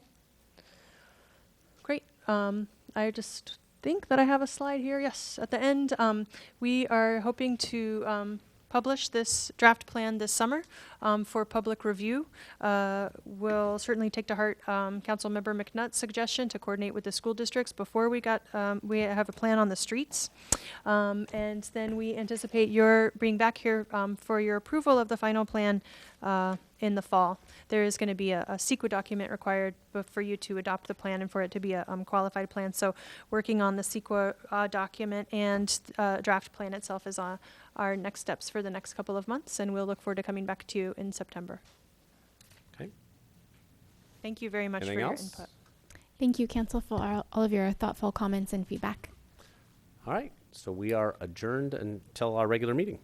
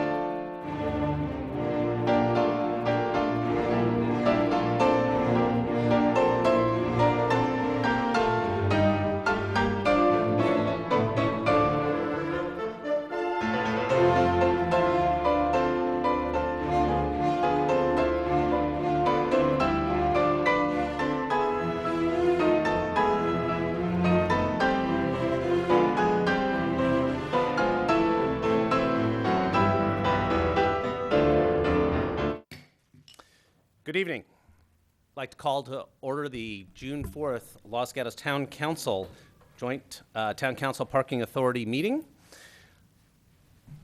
Madam Clerk, may we have the roll, please? Thank you and good evening. Councilmember Stephen Leonardis. Here. Councilmember Diane McNutt. Here? Councilmember Joe Przinsky. Here. Vice Mayor Barbara Spector. Here. Mayor Steve Rice. Here. As has become our custom, we have a youth leader that's going to lead us in the Pledge of Allegiance tonight. Our youth leader tonight is Max Saunders. Max is a 5th grader at Blossom Hill Elementary School. He's currently working with a team of kids to help create a leadership program for boys, and they hope to have it up and running and ready in the fall. In school, Max's favorite subjects are math and science, particularly biology. He participates in lacrosse, paddleboard racing, snowboarding, downhill mountain biking. It's probably easier than uphill mountain biking, but it's just a guess. He's on the swim team and is a junior lifeguard. He likes hunting, fishing, and camping. You spend a lot of your time outdoors. And he loves children and animals. Would you please welcome Max? Max, come on up.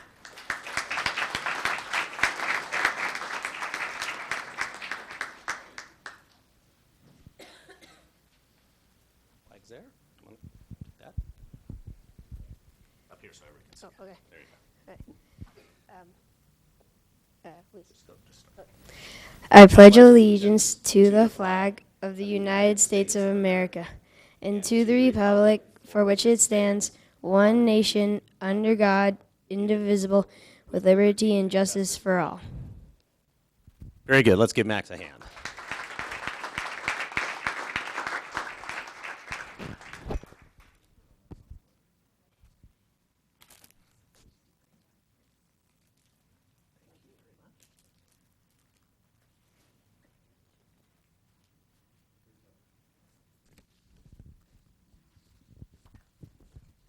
One more time, let's hear it for Max.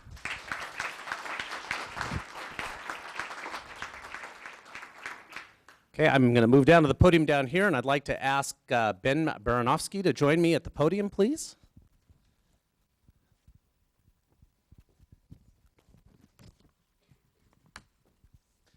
Ben is chair of our Youth Commission this year, and he has a presentation he'd like to make.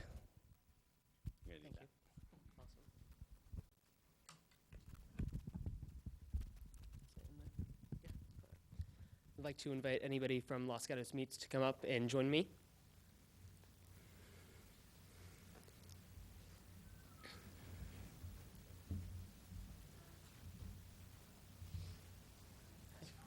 Good, how are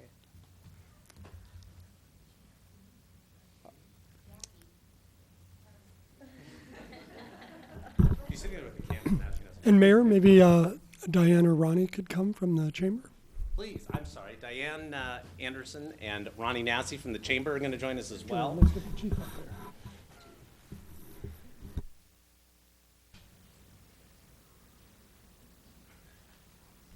And the Chief.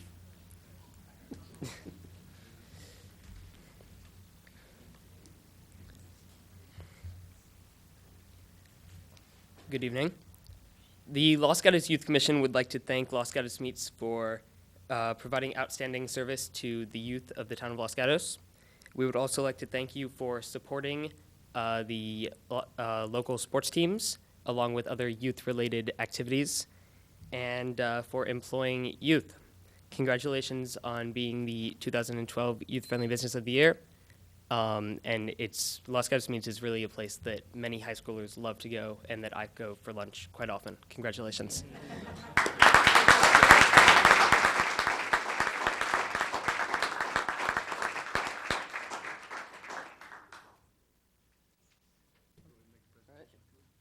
This is your award.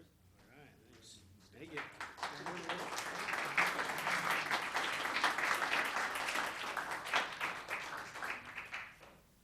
Want to say a few words? Oh, sure. As I was quoted in the paper, a lot of these type of things that you get, it's slightly advertisement that you can almost pay for, but this particular award is a true honor because it's done by the kids, and they really, as I was quoted in the paper saying, kids like what they like, and if they like it, they keep coming back. And they're are definitely one of the toughest critics because they're typically on the picky side of eating. So, as most parents know, and your kid enjoys something to eat, and it's good for you, and it's made fresh, that you'll go back there 100 times as long as they'll eat it. So it's a true honor because this is done by the kids. We were picked by the kids. We didn't, solicit them. We didn't do anything but give them the service and do what we received. All of us grew up here in Los Gatos, been here 38 years. And community's given so much to me, so it is just out of our heart that we give back to the community. So it's nice to get the recognition back, and we thank everybody who helped us out with that. And the kids for keeping coming back, so we'll keep feeding them. Thank you.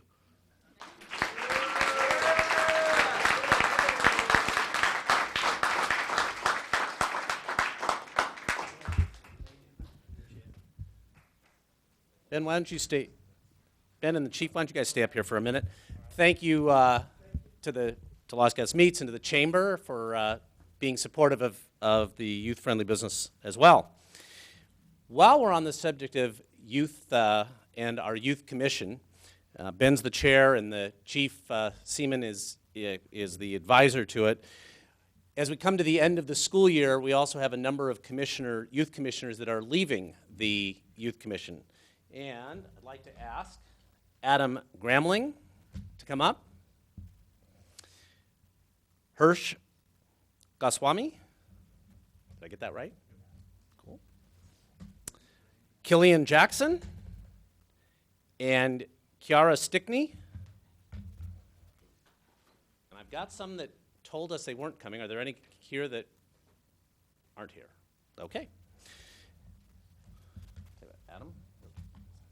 Sorry, Hirsch, Killian, and Kiara. And then not with us are Eliza Atchison, Michelle Logar, and Nikki Patel. And I'll just read to you what these proclamations say, because these young people have given hours and hours and hours to our community. And we cannot tell you how much we on the council and staff appreciate what they've done beyond what you see with like the youth-friendly business. So, whereas these young people have served the town of Los Gatos as a member of the town's community, either youth commission or community and senior services commission, and it gives the dates. Whereas during this period, they unselfishly contributed their time, energy, and capabilities to the commission. And whereas the town council feels that such outstanding public service deserves special recognition, now therefore the town council of the town of Los Gatos does hereby render with special appreciation, commendation, and thanks to them for their years of dedicated public service to the town of Los Gatos and its residents. Congratulations to you all.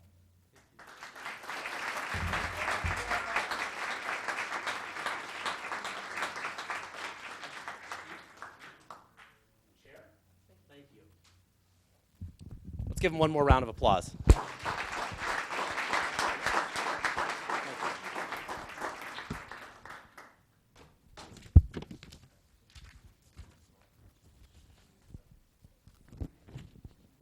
Thank you, Chief.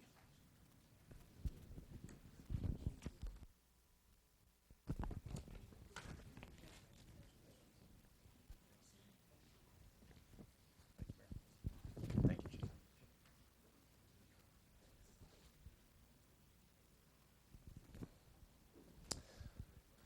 And now the closed session report. Thank you, Mr. Mayor and council members. Council did not meet in closed session this evening, and there's nothing to report out. Perfect timing. Next is council matters and manager matters. Do we have any council matters? I see none. Mr. Manager. Yes, Mr. Mayor, members of the council, a couple of items. First, it's my honor to introduce to you somebody you probably all know, but to the community as well, and that's Sergeant Lane Davis, who's visiting us tonight. He's one of our staff that's rotating through the executive team this month, and I like to invite them to a council meeting as well as embarrass them when they come through. So, Sergeant, it's great to have you here tonight. This is graduation week for Los Gatos High School, which means a number of things. It's the first time we're doing our study hall in the new library for finals week for the students. And this afternoon was as full and as noisy as I've seen in the new teen area of the library. And thanks to the friends of the Los Gatos Library, we are having treats offered for the students who attend for study during this period. In addition, the police department is working with the high school for traffic and parking control on Friday because it's always busy here at the expanded Civic Center area. And because of the volume of customers and residents coming for the graduation, the library will be closing at 4 p.m. on Friday, and the town offices will be closing at 3 p.m., and that is being noticed as of last week and this week in all the facilities to accommodate the parking and traffic demands.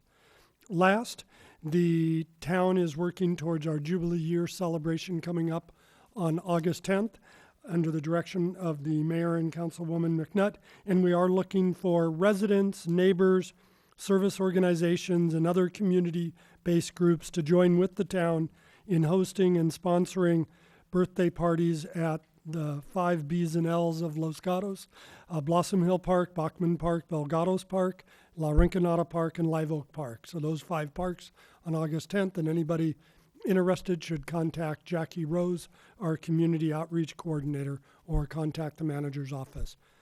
I would now like to introduce our Economic Vitality Manager, Jessica Von Bork, who will present tonight's Did You Know? Good evening, Mayor and Council. Did you know there's a summer for everyone in Los Gatos? Kick off your summer with music in the park, beginning on June 17th, ending on August 26th. This is every Sunday from 5 to 7 p.m. in the Civic Center lawn area. Summers in Los Gatos just wouldn't be the same without a visit to Jazz on the Plaza, which are Wednesdays, 6:30 p.m. to 8:30 p.m., beginning on June 20th, ending on August 29th at Plaza Park. Ignite your summer with a hometown 4th of July celebration, beginning at 11 a.m. and ending at 4:30 p.m. in the Civic Center lawn. Enjoy Fiesta de Arts, which will be held Saturday and Sunday, August 11th and 12th.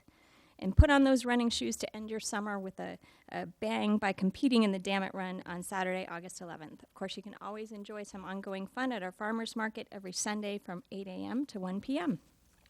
For more information about all of these events and others that will be coming on this summer, please visit our website at losgatosca.gov. Thank you. Thank you very much. Anything else, Mr. Manager? That concludes staff report. Okay. Next, if you plan on speaking tonight, either during verbal communications or on any of the items that'll be before us this evening, please fill out one of these cards. It's in the back of the bench in front of you, and you can turn it in to the clerk on my left, your right, and she'll get those to me. Next is the consent calendar, and I already have requests to pull items 5 and 8. Are there any other items to be pulled by members of the council? I see none. Any other items that wish to be pulled by members of the public? I see none, so I will look for a motion on Madam Vice Mayor. Move to approve the consent calendar except items 5 and 8. Second. It's a motion and a second. Any discussion? Those in favor? Aye. Opposed? That carries unanimously with the exception of 5 and 8, which we'll hear at the end of tonight's public hearings. Next is verbal communications, which is a time for anybody who wishes to speak on any item not on tonight's agenda is welcome to do so for up to 3 minutes. And I have one card at the moment, and that's Steve Baratsoff.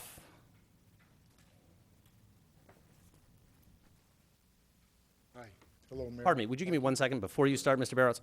I neglected something, and that was when we approved our consent calendar, item 3 was to approve the new student commissioners for the coming year, and I see some of them in the back of the room. So would you please stand and be recognized? These are next year's youth commissioners, and I want to make sure that we recognize them.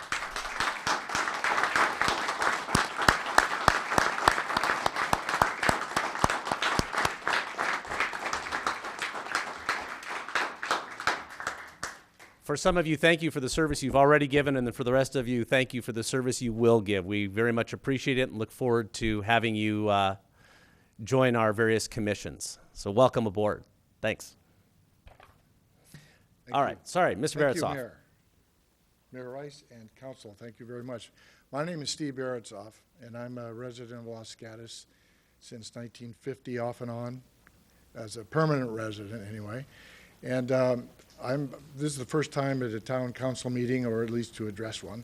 And I'm here to discuss briefly, we'd like the town council to take seriously the request for Hillbrook School to run some programs this summer that impact our neighborhood.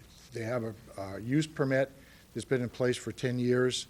Their activities some of the neighbors have felt that they have exceeded that in terms of traffic and some of their use permit, which primarily was a country day school, very nice. It was already there many years ago. We moved in the neighborhood. They've increased their enrollment. The traffic has been very dangerous. The neighborhood is turning over. We have a lot of young children. We have kids in the street now. And the summer they're planning 2 issues that we heard from the town today that they have been approved. One is a summer school, and one is an outside program, which we think is outside of their use permit, without going into a lot of detail. So we'd like to, if possible, get this subject on the agenda at some future meeting so that we can, understand what the town's feeling is to approve these issues that we feel in a considerable neighborhood group, and a group called the CATS, which is primarily involved with public safety and traffic. So that's our request, that we hold the Hillbrook to their current use permit, which we feel has been exceeded by the summer school program and an outside program. So, thank you. Question for you, Ms. Baratsoff. Ms. Vice Mayor Spector. It might be for staff too, but may I ask the staff instead? Go to staff. Sure, please. This is not the first time the Hillbrook issue has come up.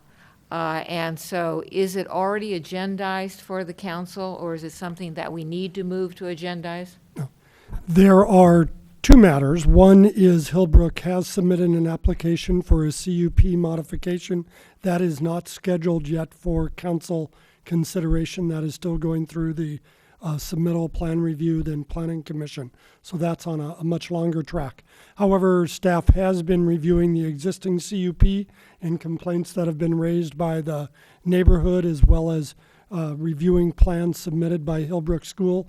And just today sent Hillbrook School authorization for the student programs that they have planned for the summer up to the limits specified in the CUP, not exceeding the CUP, and have asked for additional information before the town will approve any of the adult or non-student programs that they have are even already advertising for.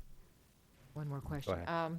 What, if anything, has been done with regard to the assertions that there is a violation of the existing CUP?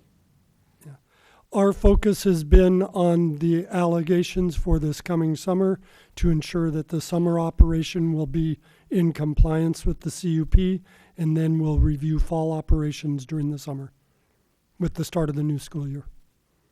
But it's not calendared yet. Not calendared yet. Yeah, they're going to start some of these programs, particularly the adult program, in July. And so there's time consideration also. And we have not approved the adult programs. We have asked them to submit additional information justifying them to see if they do fall under the CUP. So the adult isn't approved? Is not approved at this time. And the youth programs, there's 2 of them, have only been approved up to the limit specified in the CUP in terms of hours of access and number of student participants. All right, I'm just going to make a comment that given the fact that there is nothing calendared with regard to Hillbrook at this point, I would suggest that we put Hillbrook a review of the Hillbrook status of its CUP on our calendar for August. August. Okay. What if they go ahead and operate their program? Yeah, Mr. Mayor, I think you need to clarify a little bit, if you could, for the public. What happens, for example, if you don't approve the adult programs that are currently proposed? If the adult programs that they submit to the town do not fall under the existing CUP, they are prohibited by town ordinance from offering those programs. If they were to proceed to offering them, then they would go into our normal code enforcement abatement process, which would be citations and the like, ultimately to action that the town may choose to take in terms of fines or other penalties to stop the violating operations. I do think an August discussion that's separate from any CUP consideration for the next school year may be helpful, and sets then also a timeline for Hillbrook School and staff to review and report to council, probably for your second meeting in August. Okay. If the manager thinks that would be helpful, I have no problem calendaring that then. For the summer programs, we are on 2 tracks. There's 2 youth programs that we've tentatively told them can operate up to the limit specified. There's 2 adult programs that we have not approved, and we're awaiting additional information from them for that review. Great. And I will forward a copy of that correspondence to the council. Thank you. I know my time's up. I just have one question.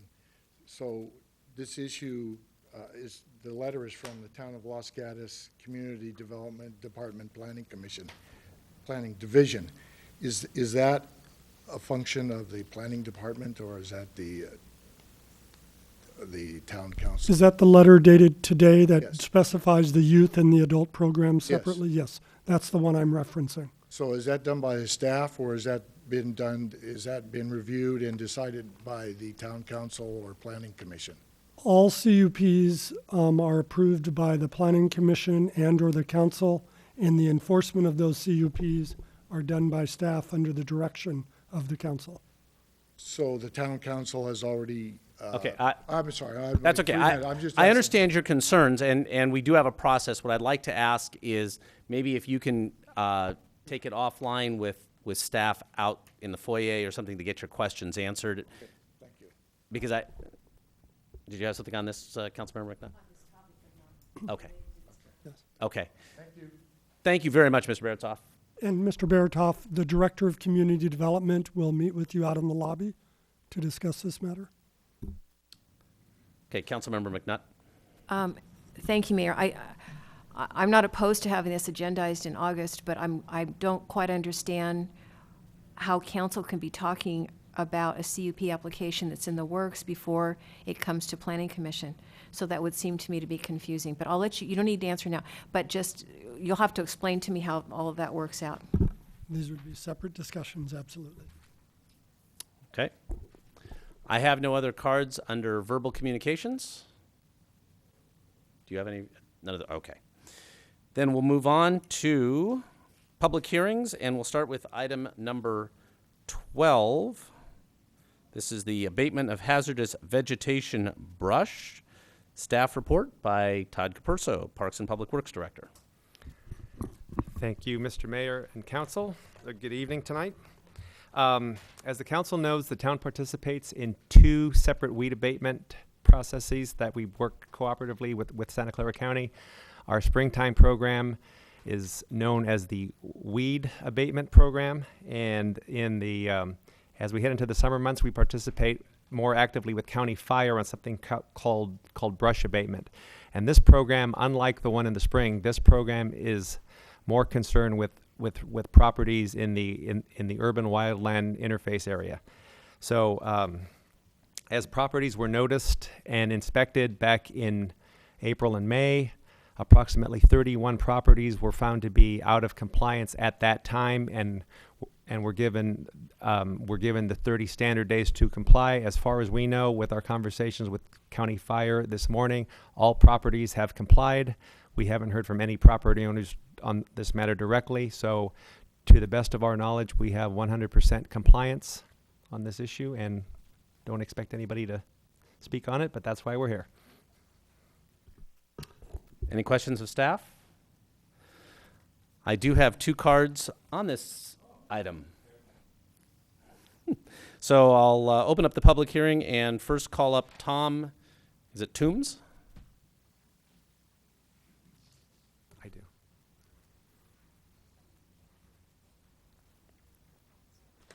My name is Tom Toombs. I live at 100 Hilltop Drive in Los Gatos. I've lived there about 30 years and am happy to comply.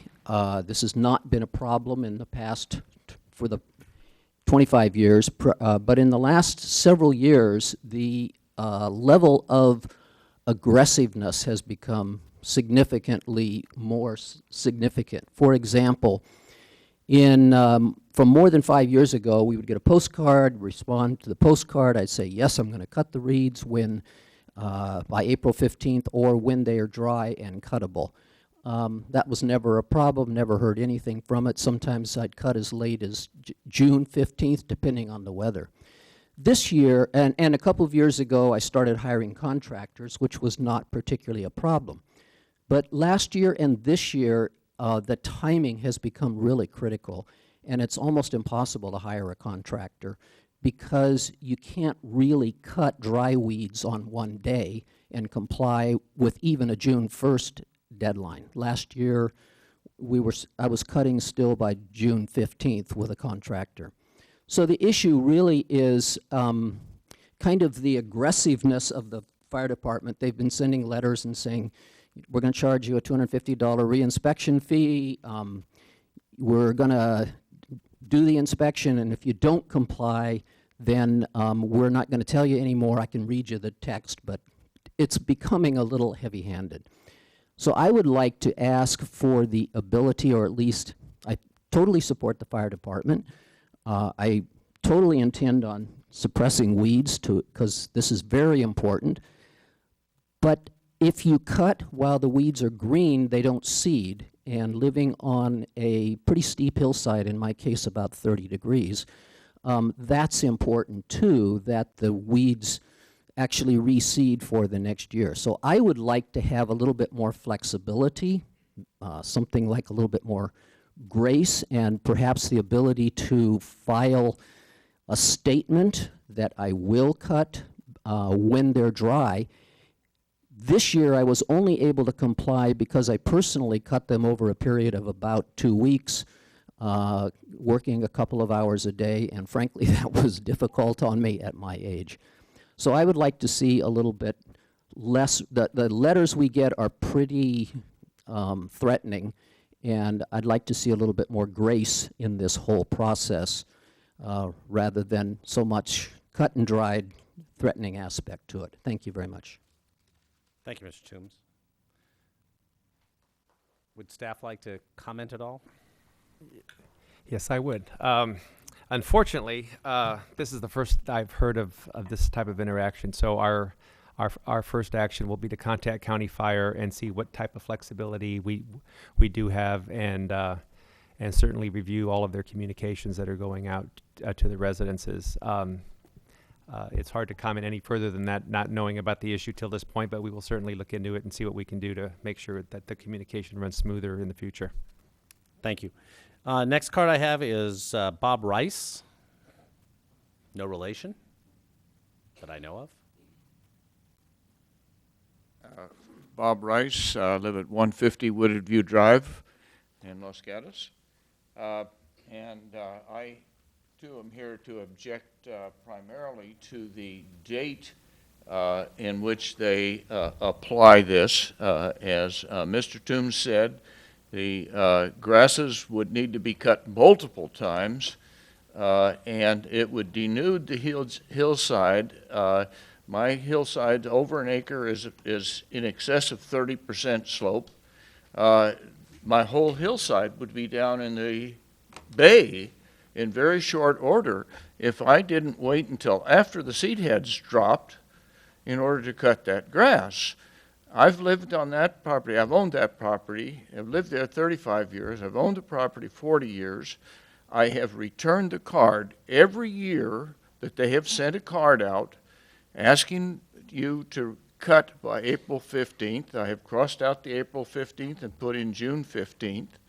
I have cut that grass every year for 40 years. When the neighbors all around me, Mr. Toombs has cut his, but other neighbors, before he moved in there, weren't cutting any grass, but I was cutting my grass. Now, the town I keep seeing, they have parentheses brush when they refer to this.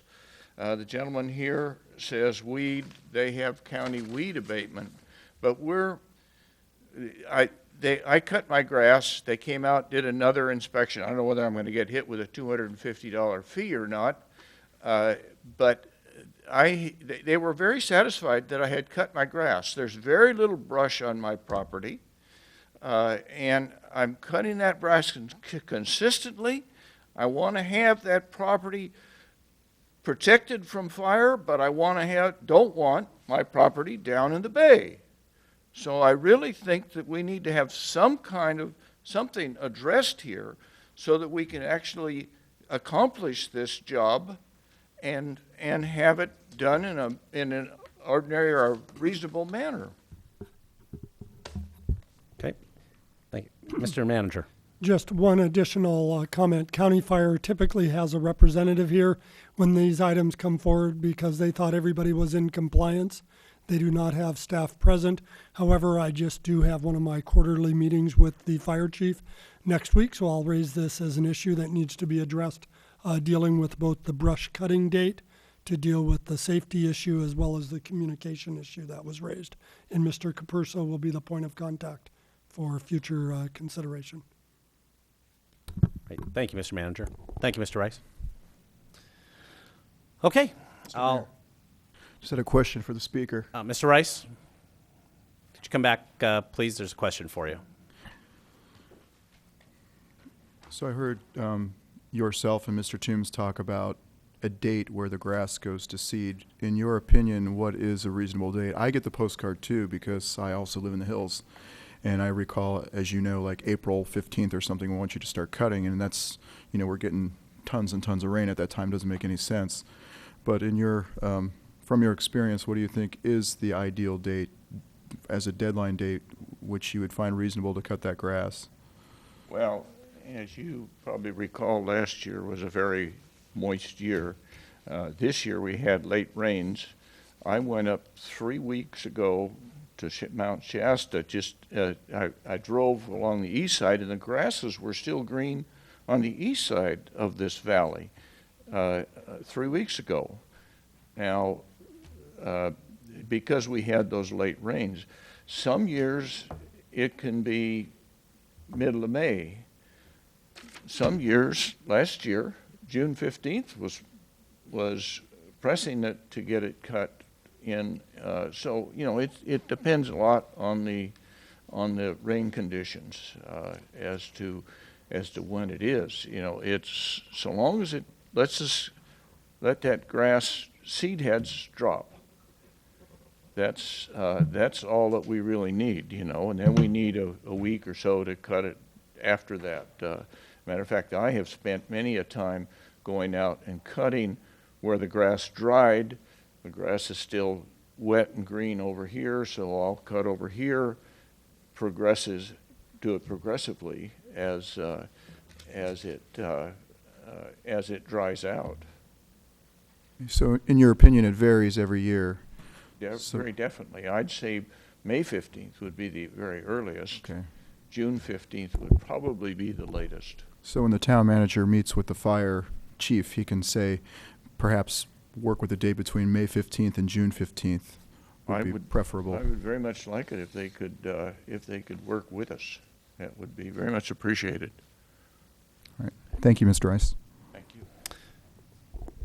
Okay, I have a question for staff. If we have no, communications aside, we have no objections and we don't have to order any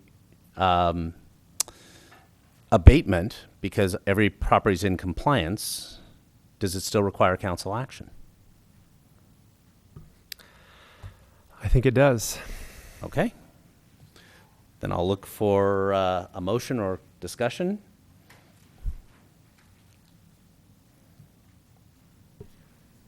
Vice Mayor Spector. So you don't have to just sit there waiting. I'm going to move that the town council overrule any objections that have been received as of June 4th and order hazardous vegetation abatement brush. Second. Motion and a second. Any discussion? Those in favor signify by saying aye. Aye. Opposed? Motion carries unanimously. Next is item 13, which is adopting a resolution amending fiscal year 2012 and 13 comprehensive fee schedule to continue and adjust certain department fees, rates, and charges. And the recommendation on this, Mr. Manager? We are recommending continuance of this item to your June 18th meeting to allow additional notice to potentially impacted parties. Okay. So moved. Have a motion and a second. Any discussion? Those in favor signify by saying aye. Aye. Opposed? Motion carries unanimously.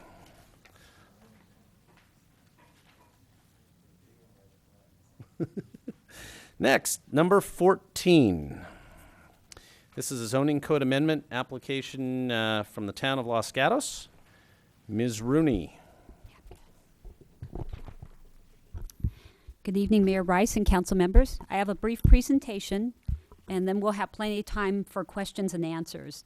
This evening, staff will be presenting a brief overview of the town's proposed codification of the state density bonus law. As you may remember, last year, the town processed its first and only density bonus application, which was the Riviera Terrace Plan development.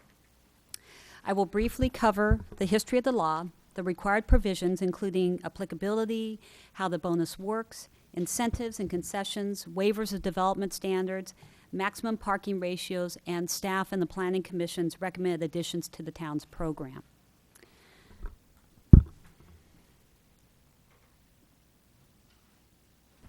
There we go. The state density bonus law was first passed in 1979. It was significantly amended in 2004 by the passage of Senate Bill 1818. The law mandates that local agencies must adopt ordinances to implement the density bonus law. Cities and counties must comply with state law, and most importantly, they cannot create more restrictive ordinances. The overall purpose is to encourage developers to build affordable housing in California. The state density bonus law applies to housing developments with 5 or more units. It is important to note that an applicant must request. The town doesn't automatically offer or grant. The applicant must request the state density bonus law provisions in order to receive the benefits. There are 5 major components to the law. It provides a density bonus for housing that meets prescribed affordability levels. It provides incentives or concessions, waiver of development standards or conditions, imposition of maximum parking standards, and also bonuses for land donations or child care facilities. The density bonus is triggered when a developer sets aside 5% of the total units for affordable to very low income households, 10% of the total units affordable to low income households, or 10% of the total units in a for sale condominium or a planned development project affordable to moderate income households. The law also includes provisions for a 20% density bonus for a minimum of 35 units dedicated to senior housing, a 15% density bonus for land donations that meet specified requirements, and a density bonus or incentive for affordable projects that incorporate child care facilities. The amount of density bonus is based on a sliding scale that corresponds to the number of affordable units. These bonuses reach a maximum of 35% when the project provides either 11% very low income units, 20% low income units, or 40% of the moderate for sale units. And the senior housing is limited to a 20% maximum density bonus. For qualifying projects, the developer is entitled to 1 to 3 incentives or concessions in addition to the density bonus. The number of incentives or concessions increases to a maximum 3 as the developer increases the percentage of affordable housing. A concession or incentive includes a reduction in dimensional standards such as setbacks, open space, height, etc., architectural standards, parking standards, and it also includes mixed-use approvals. The law requires an incentive to, quote, result in an identifiable, financially sufficient, and actual cost reduction. The local agency is required to grant the concession or incentive requested by the applicant unless it makes written findings based upon substantial evidence that the concession or incentive is not required in order to provide for affordable housing costs. The concession or incentive would have a specific adverse impact upon public health and safety or the physical environment for which there is no feasible method to satisfactorily mitigate or avoid the specific adverse impact. Finally, the concession or incentive would be contrary to state or federal law. The law also states that a local agency cannot impose a development standard or a condition that would make the project infeasible. The law authorizes the applicant to seek waivers by demonstrating the waiver is needed to make the project economically feasible. There is no limitation on the amount of waivers, and again, the local agency is required to grant these waivers unless it makes the same findings I mentioned on the last slide.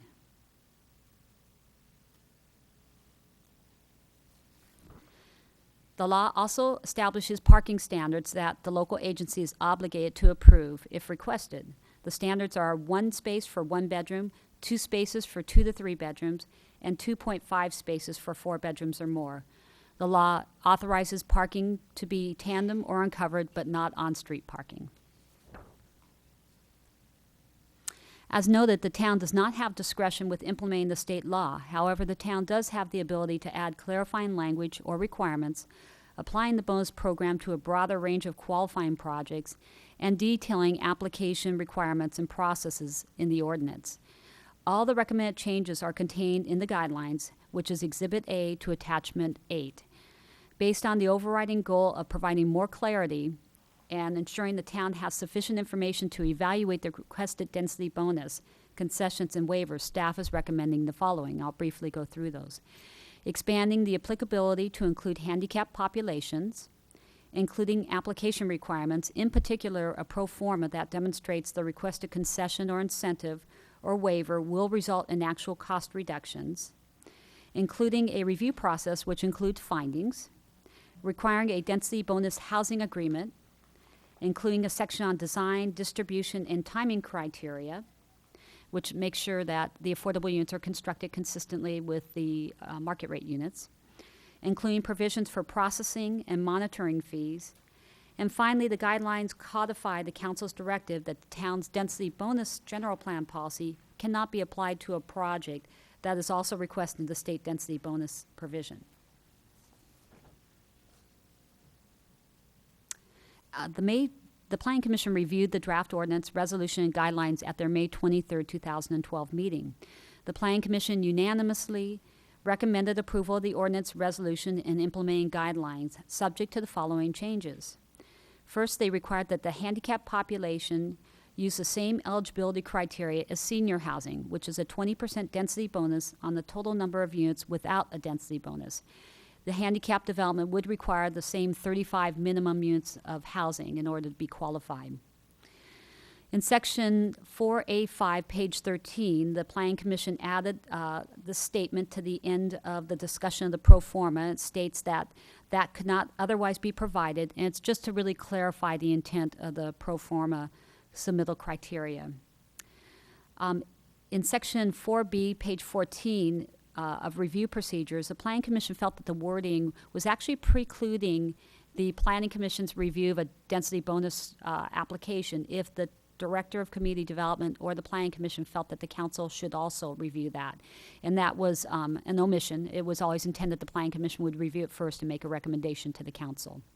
So we modified that. Most importantly, the Planning Commission recommended that projects that request a density bonus should not have the ability to further increase density on the project through the town's below market price program. At the meeting, we discussed different options for ensuring that, and staff's original thought was to modify the BMP guidelines and clarify it there. However, after consultation with the town attorney, we have included a provision in the guidelines and the ordinance, which is similar to the one I mentioned with the general plan policy, and it applies the same way. So basically, it states that if you're applying for a state density bonus, then we would not be imposing the BMP requirements on you in addition. And that then precludes that layering of density. Finally, it was also requested that the term senior, we use the state language, and the state language is senior citizen, and that's a pretty outdated term. So we actually are going to revise the guidelines to remove citizen and just use senior in place of that.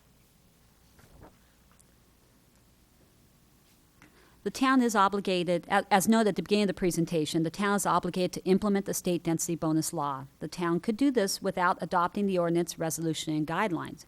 However, this would not allow the town the added benefit of customizing the process, the application requirements, findings, and continued monitoring requirements. Moreover, the state law is very complicated, confusing, and could fairly easily be misinterpreted. Consequently, the proposed guidelines provide a clear roadmap for the applicants, town staff, and our decision makers. The Planning Commission recommended changes are incorporated into Attachment 8, Exhibit A. Based on the aforementioned, staff recommends the actions contained on page 1 of the staff report, which will result in approving the ordinance, resolution, and implementing guidelines, and adopting findings that the zoning code amendments are consistent with the general plan. And I'd be happy to answer any questions you have. Okay, any questions of staff? I see none. This is a public hearing, and I'm going to go ahead and open the public hearing as I do have one card.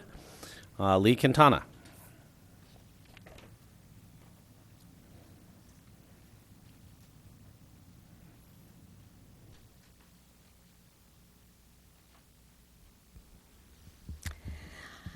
Lee Quintana, 5 Palm Avenue. Good evening. I think you have my email before you, and I'm not going to go through it point by point, but I would like to ask for or make a couple of points. One is I support adding the language about the BMPs. I would also like to see some language added that there can't be layering between the, in other words, let me backtrack, some language that clarifies how the 8 AHOZs relate to this ordinance. I also really recommend that the two documents, the ordinance and the guidelines, be combined for clarity and understanding. I also emphasize and request that you add more citations to the sources that are named, or sometimes they're not named, but they have sources in another in the section of the ordinance or in the guidelines or in the state codes, so that somebody has a chance to understand what's going on. I do want to ask specifically a question about the condo conversions portion of it. That was a surprise to me. I hadn't seen that before. Now I understand that you're including within this ordinance the sections that go from the state code 65915 through 65918, which includes a section on condo conversions, which seems to be at odds with the town's policy discouraging condo conversions. And then I made some suggestions in my letter about ways to possibly reorganize and streamline and make it a little bit more understanding. And one thing in particular I would recommend is that on the sections on the bonuses for donation of land and for child care centers, that they occupy a large part of the document and it's unlikely that they will be used very often. I would suggest just taking that language out and referring to the state, the portions of the state code that relate to them. It would make the document much, much easier to read. All of these suggestions would.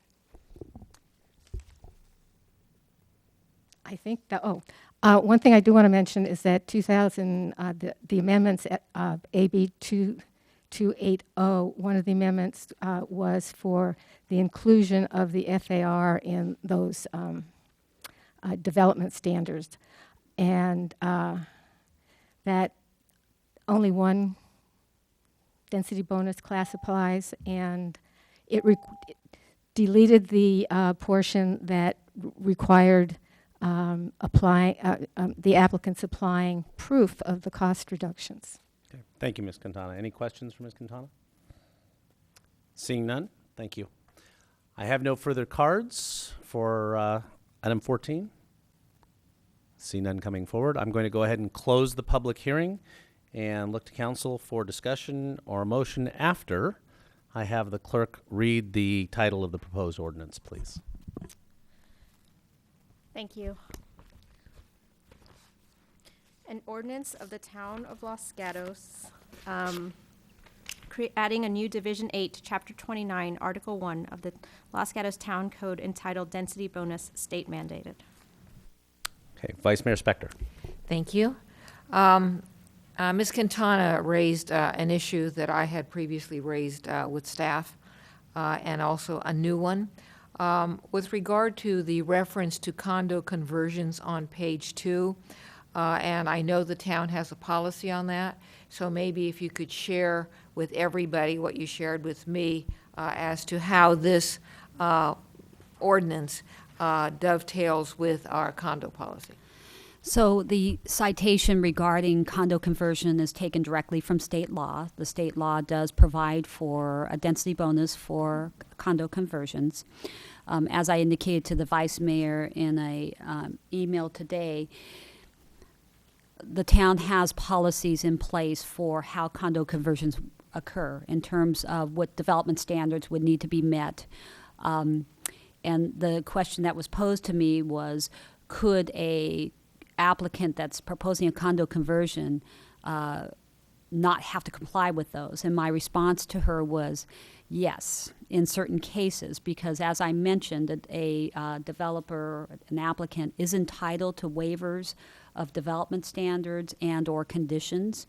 So if an applicant was able to show that some of our development standards are conditions, such as requiring open space, requiring parking, meeting parking ratios, would make the project infeasible and can clearly demonstrate that, then the town would be obligated to approve that waiver or that waiver of a development standard or the condition.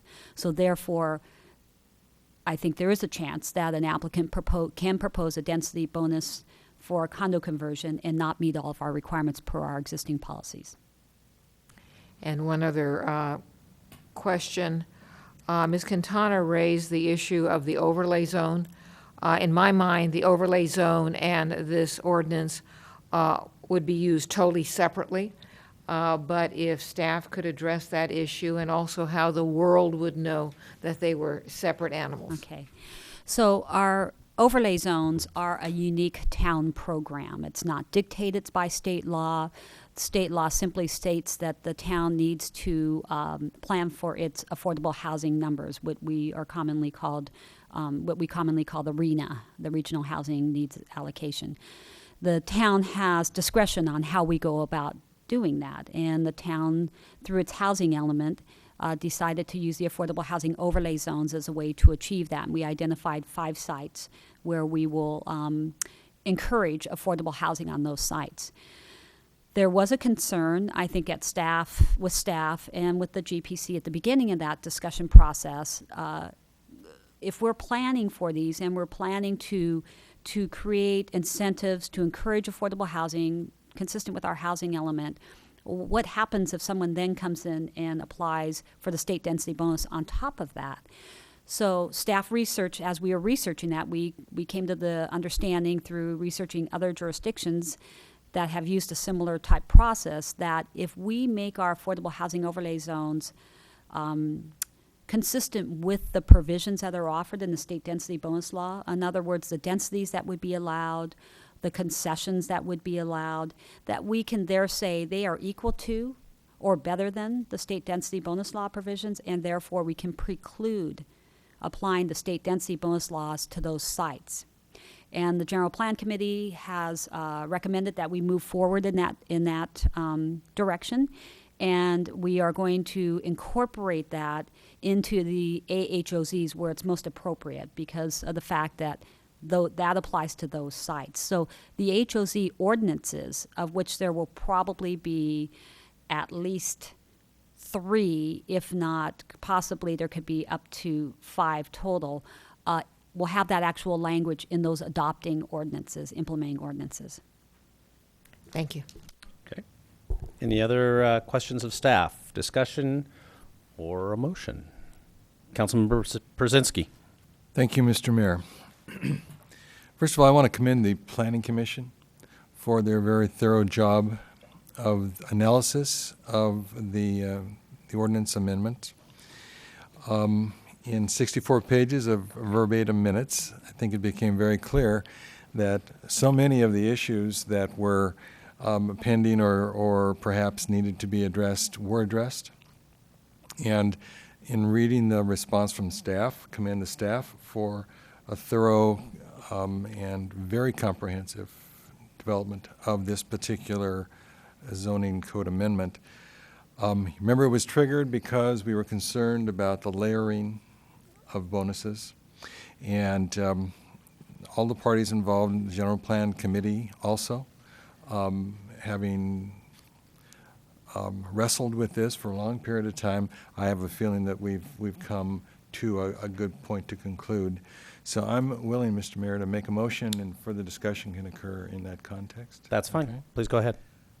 First of all, noting that the ordinance has been introduced by the clerk, I'd like to move to accept the Planning Commission's findings and recommendations that were presented us as attachment 5, and in following the Planning Commission to adopt the zoning code amendment A12001 in resolution, and make the required findings that the proposed zoning code amendments are consistent with the general plan and its element as presented us in attachment 6, and that will be my motion.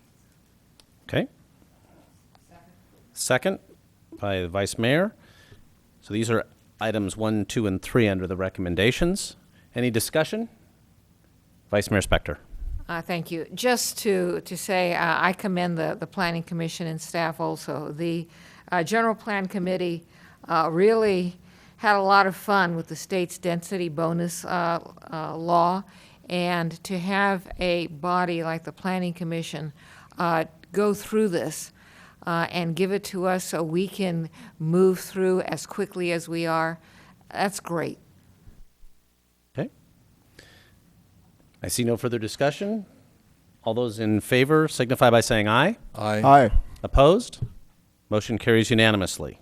There's one more then, okay. Yes, there So is. I'm going to move to adopt resolution implementing the town state density bonus guidelines, and that's contained in attachment 8 of our packet. Motion and a second for the resolution implementing the town's state density bonus guidelines. Any discussion? Those in favor signify by saying aye. Aye. Aye. Opposed? Again, motion carries unanimously. I believe that concludes item 14. Moving on to item 15, height pole and netting policy. I'm sorry, you're right, before we get to that. Thank you. I was thinking after other business. You're right. We're going to go back to handle the consent items because that's after the public hearings. First was item number 5, and I think that was pulled by Councilmember Brzezinski. Thank you, Mr. Mayor, Council. And I really don't have more than just to raise a couple of issues related to our CIP, and knowing that we have a very robust CIP as a result of the hard work of the staff.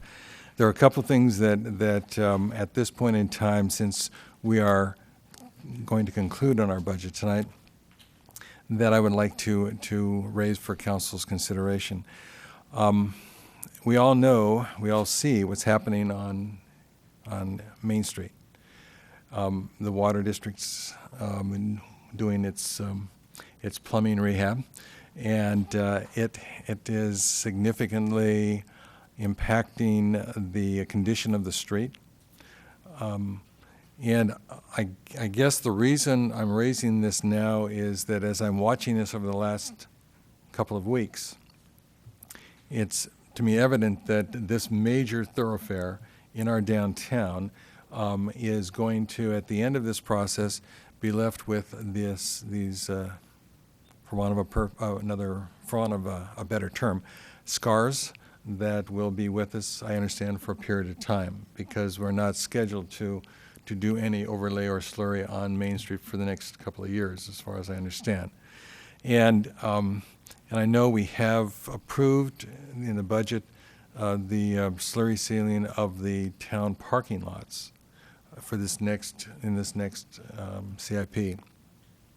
I'm wondering if there's some interest in the councils looking at moving the slurry seal or the finishing of Main Street up in calendar on recommendation to staff for purposes of cleaning up that major part of our downtown, which is the heart and the core of our commercial center. So I raise that issue. I have no other specifics to recommend other than to get council input. Vice Mayor Spector. Thank you very much. I wasn't thinking about taking this agenda item off the consent calendar, but as I drove to this meeting this very evening, I was thinking what a terrible scar the Water District was putting onto our Main Street, and I would be totally in support of trading the parking lot for that area of Main Street that's being messed up. I'm assuming that the costs will be the same, close. That would be my only issue, but totally supportive. Councilmember Leonardis. So just to clarify, this is the area on Main Street in between North Santa Cruz and, what is it, Bayview? Is that correct? Now we're talking the bridge. Oh. The work being done from the bridge as far as Bayview. Okay, thank you. Staff like to weigh in on this? Certainly. And thank you for those comments. We are certainly aware of the impacts that the current construction project is causing. I'd like to go over in a little bit more detail what our current plan was, at least up until this point, before we consider doing something different.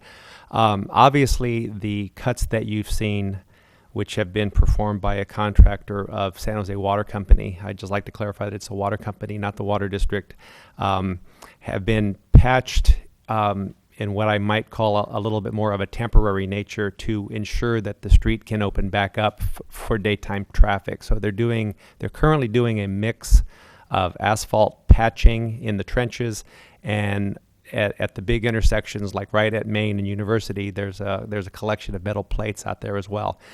What you see in the trenches right now is by no means what you will see at the conclusion of the project, but it will be a much nicer paving finish. We will ask them to do some compaction and an additional 2-inch lift, but it will certainly be of a different color and could certainly be called a scar or at least an incision at that point, because you will be able to tell the difference.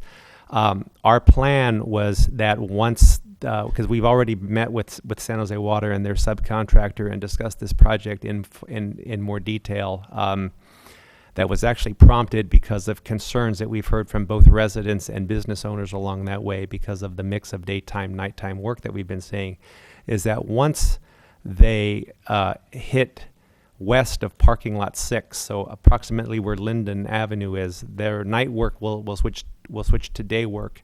And once they're out of the asphalt section, which actually happens right around that same area, they would come back with their asphalt subcontractor and do a far better job of patching the trenches. At that point, it would look just as I described. It would be a much neater job, but you would still be able to see the trenching. Now, beyond that, and that's where that project would leave the condition of our roadway. I won't even talk about up in the Bayview area because that will be approached differently. So knowing that this project will go well into June, and we are awarding, or we're preparing plans and specs for our regular asphalt pavement AC maintenance that we do, that was actually on tonight's agenda as well, for the rubberized asphalt and 4 other specific areas of town. Being aware of this project, our plan was to then include the downtown sections of asphalt streets in the contract that would come to you at approximately next year at this time. So that's still a year out, not several years, but a year out. And as part of that contract, we would look to slurry Main Street, North Santa Cruz, Elm, and Grays Lane. I'm not sure that Royce and the new section of Bachman would require it at that point, but for us to undertake a project of that magnitude in the downtown area would take a significant amount of outreach and coordination with the business community, and we wanted to approach it a little bit more holistically, which has its pluses and minuses because it does take all the impacts at once, but it allows us to segment off the streets a little bit better. One concern I would have with approaching the project that we have that was being talked about on Main Street now is that we do need to wait for the San Jose Water Project to move west of the paved section, and that would leave us a relatively narrow time frame to undertake such work. This would no doubt need to be work that we would need to develop plans and specs for and bring it back to council for award. And I would be concerned that if we weren't able to complete that work by the time school started in late August, I believe, we would cause some additional impacts that maybe we didn't anticipate. So at this point, to summarize this very long project description, at this point our plan was to have San Jose Water leave the site in far better condition than it is now, but we would not approach it with any pavement rehab activities until approximately this time next year. Councilmember Brzezinski. Thank you. So, given the plan as it's currently outlined, the condition with a clean fill, similar to what we've done on North Santa Cruz when we had to do cuts for water or sewer or whatever, that will be the end result. And then the proposal is that next summer at this time, we will start this, sounds like pretty major, slurry sealing of most of the major or the main streets in the downtown. How does that project in terms of the impacts on the downtown environment at that point? Because you mentioned, Mr. Capurso, you mentioned that there are concerns right now with those people who are impacted with the work that's the water company is doing. But how are you looking 1 year downstream to mitigate those impacts or concerns that would occur next summer if they don't occur this summer? Well, in all honesty, I don't know that you could ever fully mitigate them. I think the impacts will be felt by both residences and business owners. In my experience, I've found that the more advanced planning that you can provide to our residents and our business owners, the better. And I don't have any better answer than that, other than it would give us a wider time window to plan for. We would probably want to do some other activities as we head into that. There'll no doubt have to be some dig out that occurs, much like some of the areas you referred to on North Santa Cruz that we would include as part of that contract, so that we could avoid things such as base failure. There'd have to be a fair amount of crack seal done, which, although it needs it now, if we do it now, it will really have a scarred look until then. So that's another activity that we'd probably want to do in the spring, heading into the summer months, that we could do a slurry project.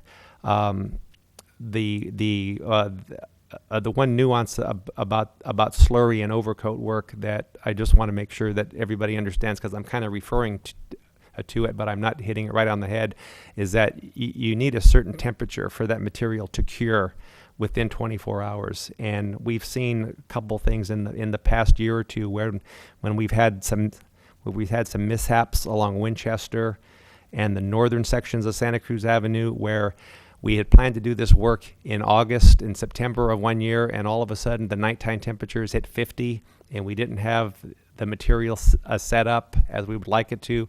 So there's no substitute for doing this type of work in late June, early July. Our weather today notwithstanding, of course.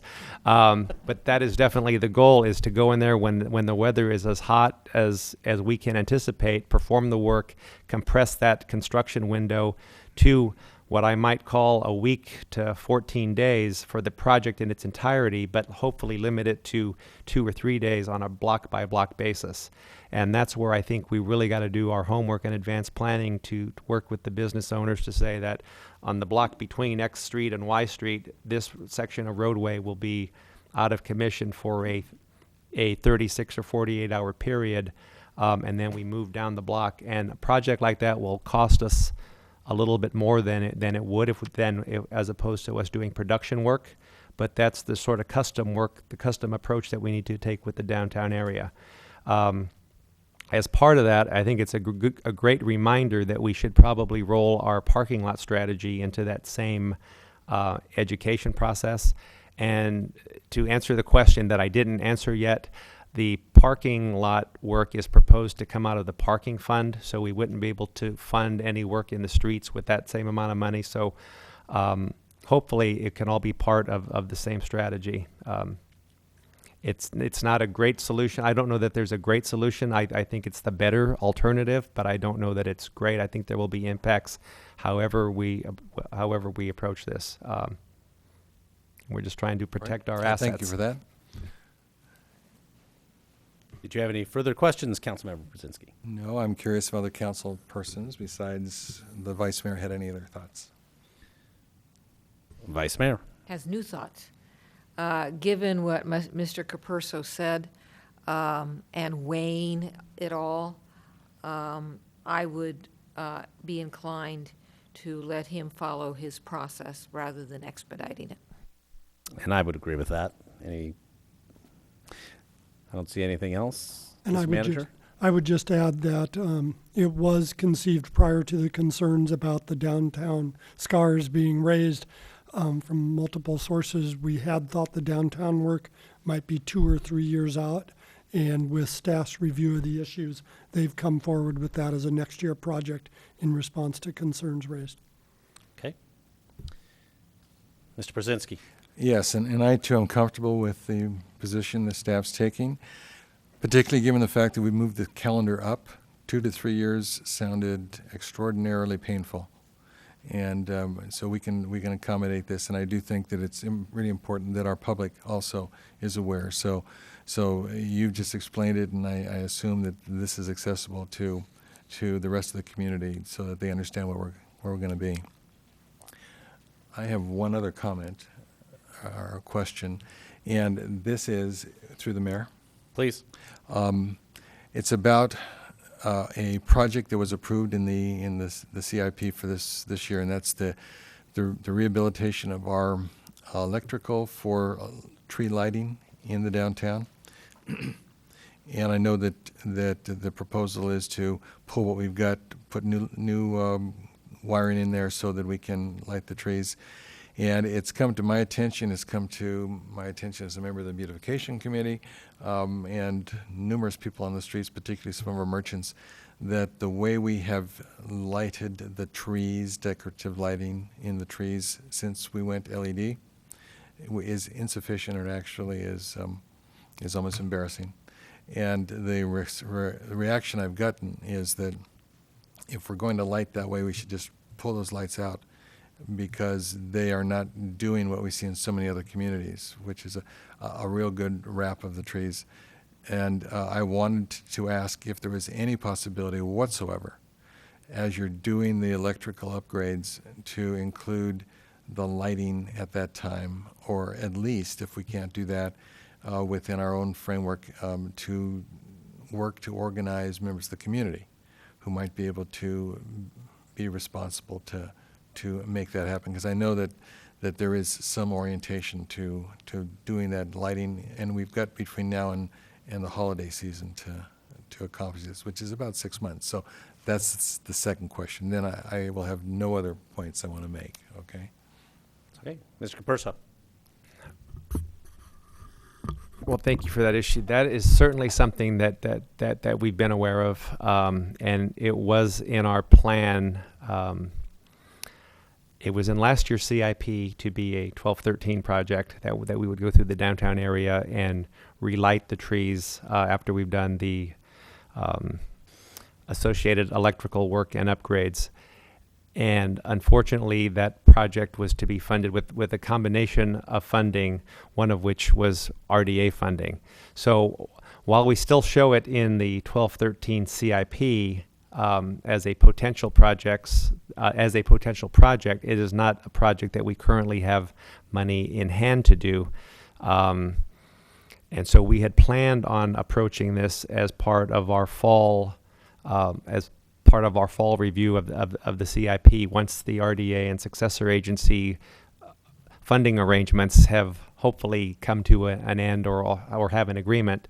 But what I'm hearing is that we need to come up with an implementation that moves a little bit quicker than that. And I can tell you that we've already received some quotations on the cost of relighting the trees, and by that I mean the part from the ground up, so we understand what that would cost. We don't have really good information on the infrastructure part of that job, so I think it's incumbent upon us to look into that and see how fast we can move forward. I'm not 100% sure that we need those improvements to do the relighting of the tree, because the LEDs are a lower draw, as many of you know, but as you also know, you have to put more of them up to get the same effect. And so that's where we need to do a little bit of electrical load calculation to see what we can do with the existing systems. And we'll certainly take that under consideration and report back to council with an implementation plan. But the second part of that with the electrical upgrades may need to wait until we can identify a more stable funding source. Mr. Manager.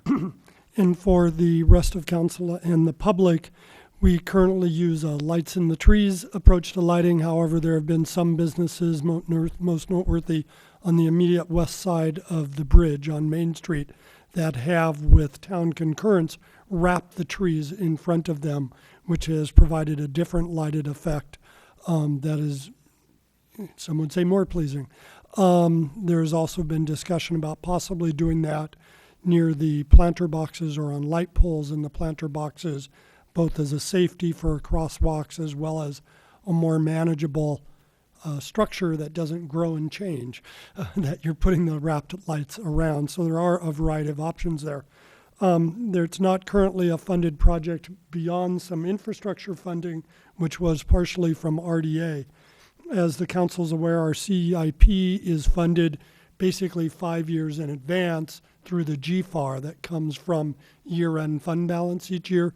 So if the council so directed, we could come back August, September with a recommendation on how to proceed rather than drawing from this year's capital funds, because I think we're in the design and plan for all of that, such as the parking lot and those sources, to draw from future CIP projects if the council wishes to consider this in advance of your special capital project funding and priorities session, which will be late fall and certainly too late for anything before the holiday season. So to summarize that in a shorter recommendation, we could come back August or September with borrowing from future CIPs to fund a project before the holidays if the council so directed. Councilmember Brzezinski. Last comment. I think with our 125-year anniversary, it might be really significant to celebrate the downtown. And this might be one project that, with some creativity and some community outreach, we might be able to do this. But I'd love to see the downtown lighted, just as we go to our celebration. Vice Mayor. Thank you. And following up on that, I would say yes. I would like to have you come back in August with some kind of idea or proposal. Okay. No further comments. I'll look for a motion to approve adopt the resolution approving the fiscal year 2012-13 budget. So moved. Motion by Councilmember Brzezinski. I'll second. Second. But I want And- to abstain on the part that deals with the art funding request. Okay, and I think you need to state, Madam Attorney. If Councilmember Leonardis could state his abstention on the particular item more fully, and if we could get a second from someone else on that item, I think it would move. I'll quickly. second the rest, but go ahead, Councilmember Leonardis. Thank you, Mr. Mayor. I have a conflict of interest, being that my wife is the president of Arts Docents. Got it. Okay. I see nothing else. All those in favor signify by saying aye. Aye. Opposed? Motion carries unanimously with the noted abstention. The other pulled item is item number 8. This is a request to separate the AHOZ review process for the portion of the former courthouse property from the remaining AHOZ properties. Ms. Rooney. Good evening again. As the council is aware, the applicant KT Properties is requesting the council's consideration of separating a portion of the former courthouse, county courthouse, and office property on the northwest corner of Knowles and Capri.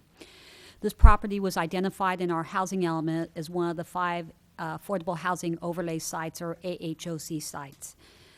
Staff has been working with the GPC for the last 5 months on the development standards and architectural guidelines for the AHOZ sites. And fortunately, we have completed review of all the development standards. We're pending review this month and next month of this month, hopefully, of the architectural standards. We anticipate it to be the Planning Commission in June and Council in August on the HOZs. Unfortunately, you could say unfortunately, I think it's actually fortunately, because I think we've done a great job with the development standards for the HOZs, but it's somewhat outside the context of what we studied in the general plan, and therefore we feel that it's prudent to have additional environmental analysis on the HOZ sites. What that means is it delays the review and ultimate approval of those for probably somewhere between 4 and 5 months.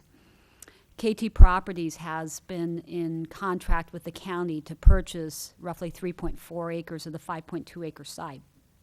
They have fallen out, as I understand, of the contract period due to the time it's taken to review the AHOZ guidelines. And they have been participating with the General Plan Committee. I think they've been at every single meeting, actually. And what they are requesting, they would like to submit, they've submitted a CDAC application that includes 50 affordable senior apartments, 17 townhomes, and 15 single-family lots.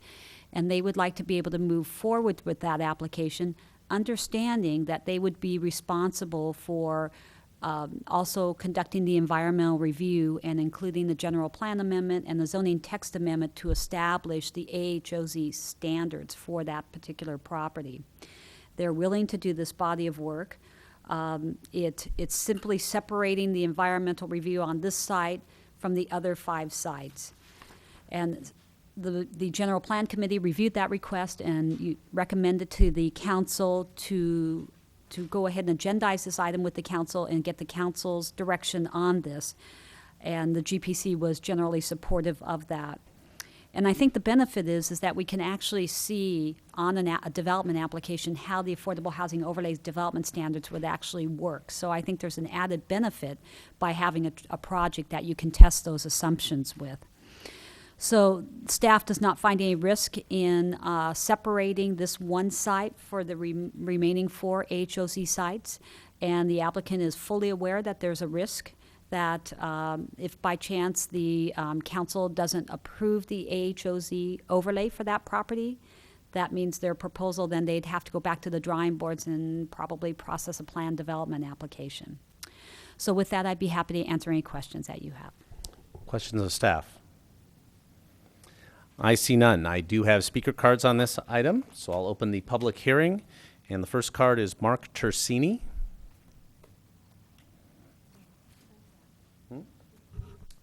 Ms. Quintana. Oh, yeah, I'm sorry. Mark, can you give me 1 minute? That's right. It was pulled by Ms. Quintana, so actually I should let you go first.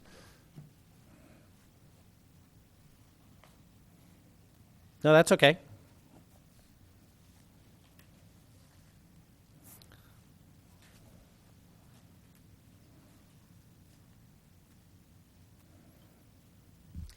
Lee Quintana, 5 Palm Avenue. I want to start by emphasizing that I pulled this item not because of the project. This has nothing to do with the project. I don't even know specifically what the project is except for the number of units involved. And that I am a strong supporter of Mid-Penn and affordable housing, and I have great respect for Mid-Penn projects. My issues have to do with process, procedure, timing, and the fact that by approving this request now by the council out of order, 2 things happen. First of all, it piecemeals the CEQA process. And secondly, to me, it's very hard to understand that if council approves this request, and this goes then to CDAC and onward to Planning Commission and council again, that there's the ability for a truly objective analysis at those steps having already been, so to speak, endorsed by the council. My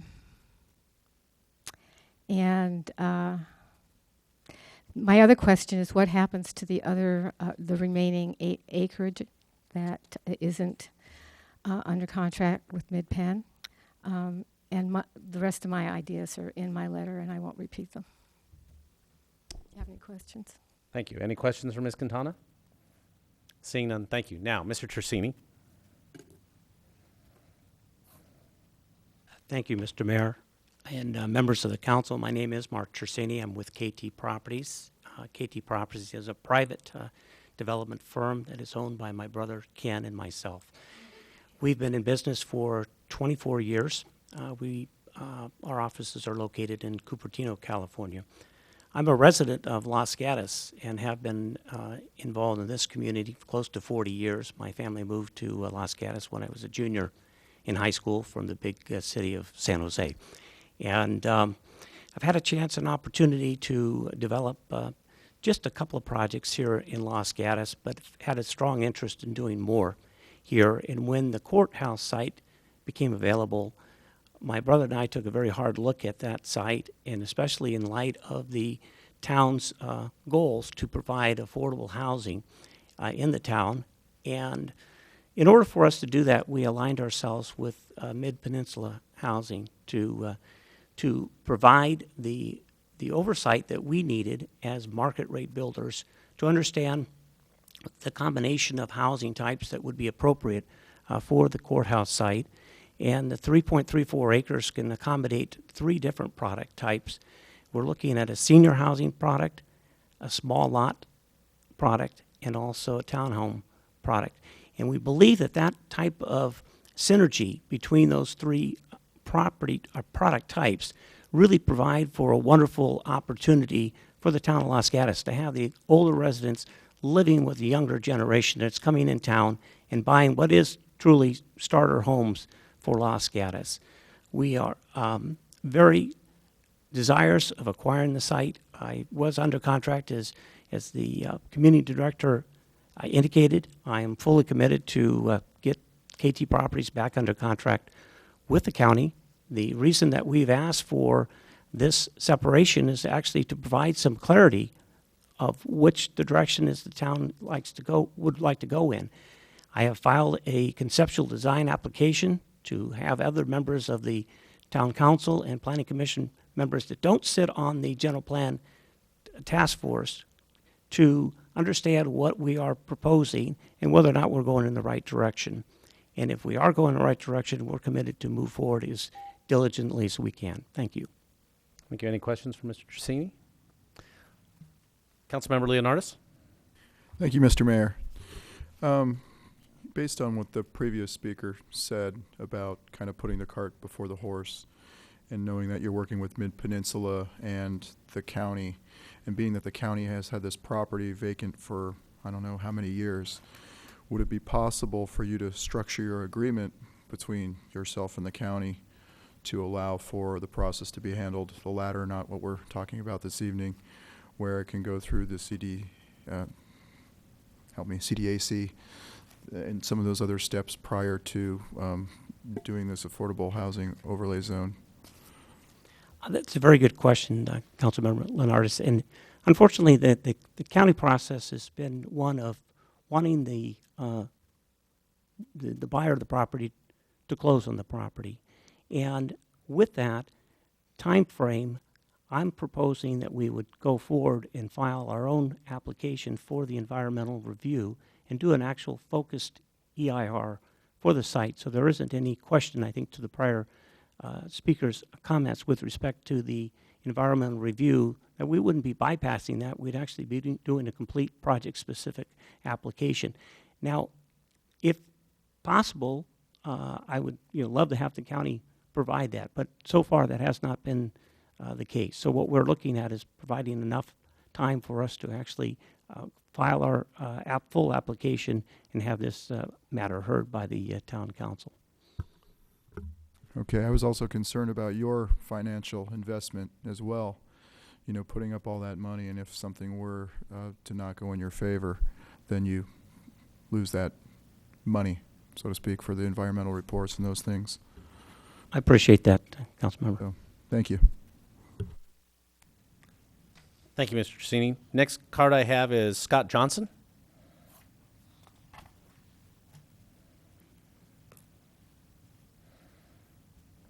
Mr. Mayor, members of the council, my name is Scott Johnson, Senior Project Manager for Mid-Penn Housing.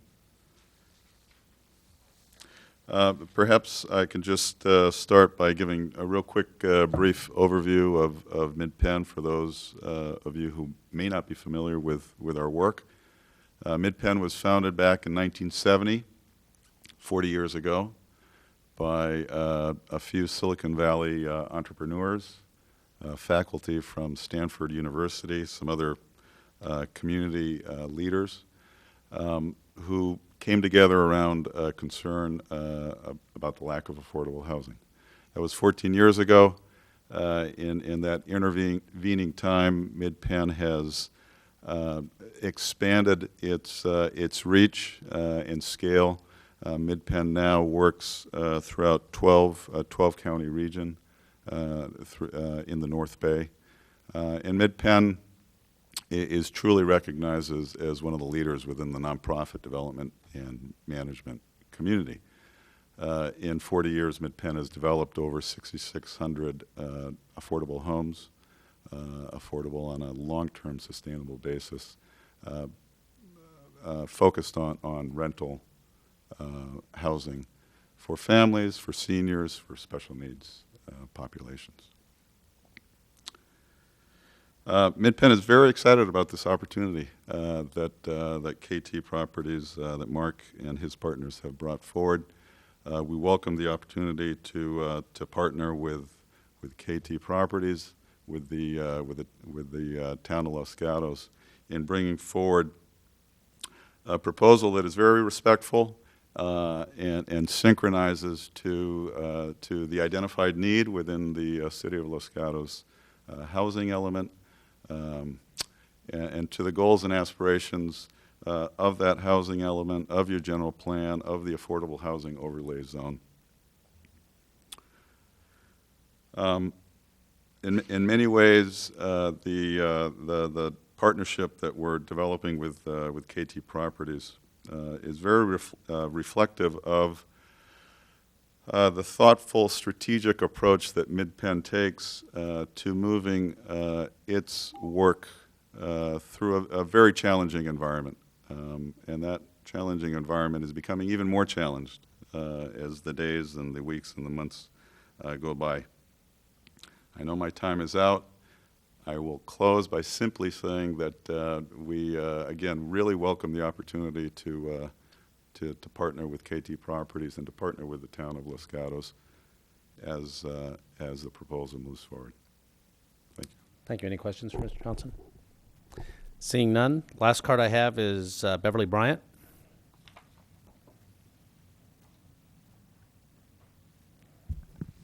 Thank you, Mr. Mayor. Members of the council, my name is Beverly Bryant. I'm a resident of Los Gatos, 16940 Placer Oaks Road in Los Gatos. I'm working on this project with KT Properties, and I'm really pleased. It's really exciting. Obviously, if you look at my hair, I'm a senior, and this is senior housing, and it's housing that is affordable in Los Gatos, and I'm very excited about it. Also, I really believe that this is the highest and best use for this property at this time.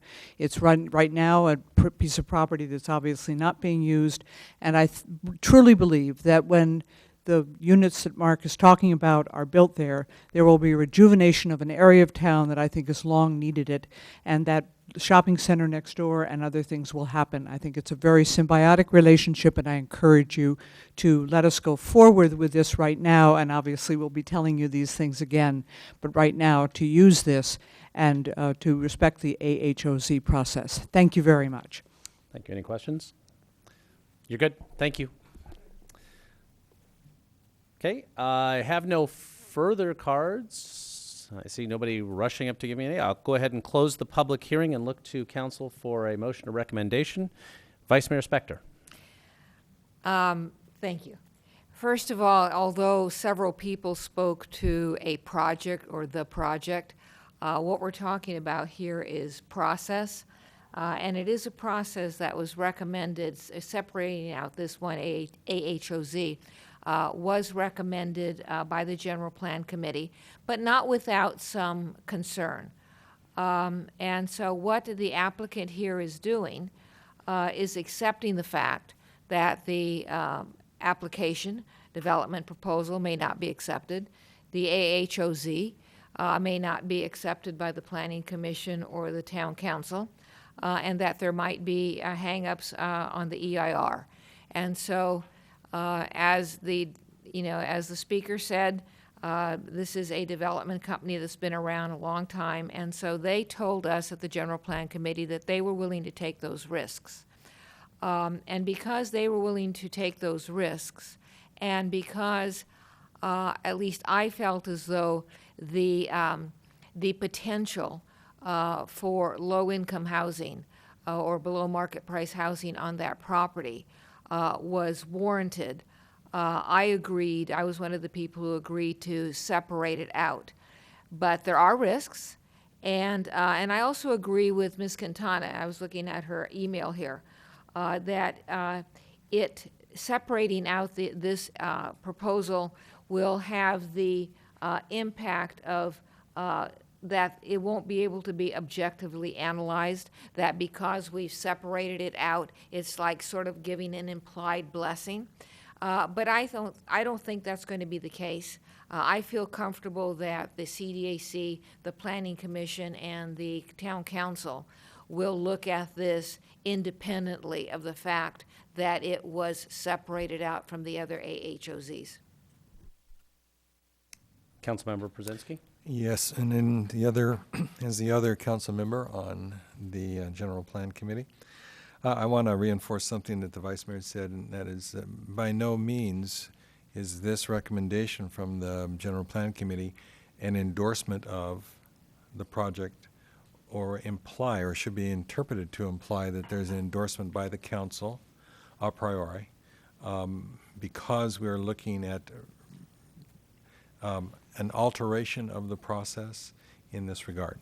That the rigor that will have to be approached should be approached clearly from the developer's perspective as an application without approbation on the part of the council and certainly on the part of the Planning Commission, and the risks are all on your side. That's really, I think, what it comes down to. I don't think the town is carrying risks in this regard.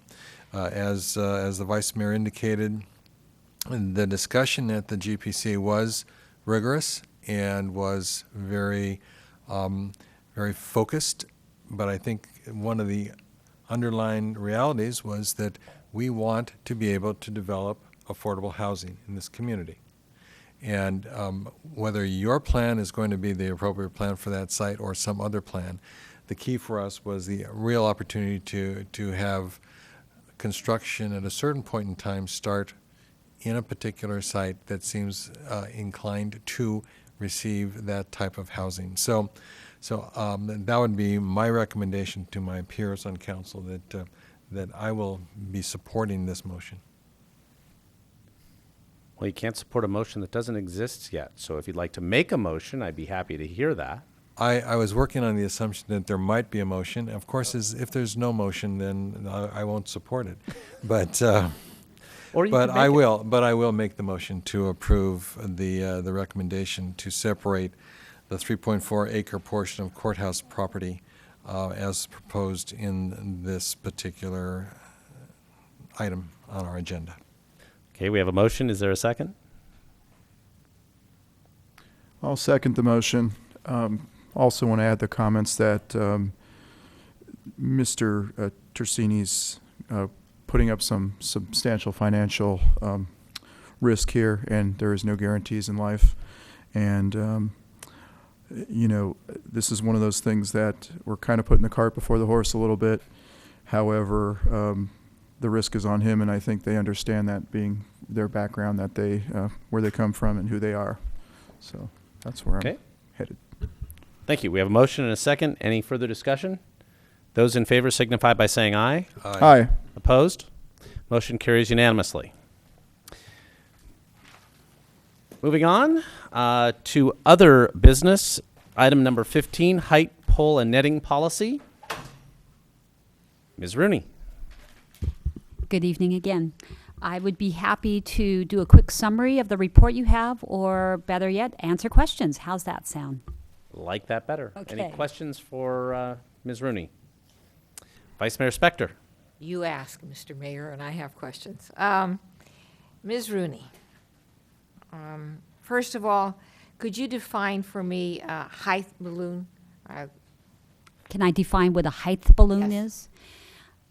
I actually have not had experience with a height balloon myself. However, as I understand, it's a helium balloon that's used to illustrate varying roof heights of a proposed development. And so it would be attached by some type of a device to the ground and generally represent, usually they would put that at the corners of the building and generally represent the overall height of the building or buildings proposed. I'm assuming it's a more substantive balloon than we used at Riviera Terrace. I honestly have not had a lot of experience with these, All right. and so I really can't say. And then one other question, if I might. Please. I saw in the report that staff did not implement the story poles in September of 2011. Have there been instances prior to that time when the story poles were not used, to your knowledge? There are, I think, let me see, 1, 2, 3, 4, 5, 6, 7, 8 different projects over the last 10 years where story poles were not used. I saw that on I'm page sorry, 2. So yeah. those were all examples of non-use of story poles. Correct. All right, Either other alternative means, the balloons in certain cases and signage in other cases. Thank you. Okay, any other questions for staff before I open the public hearing? Okay, I'll go ahead and open the public hearing. I have 2 cards. First is Lee Quintana.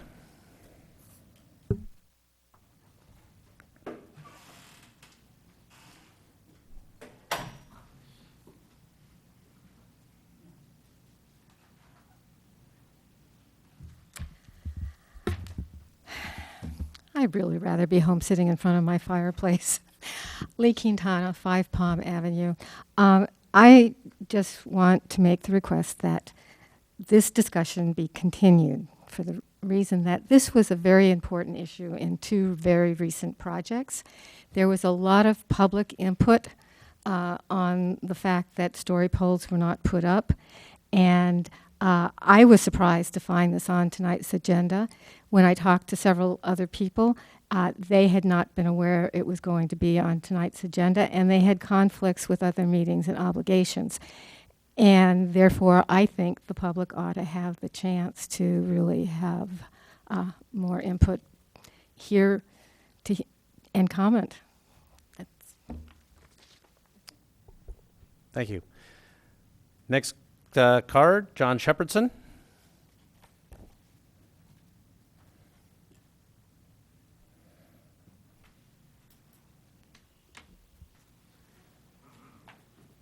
Good evening, Mr. Mayor and council members.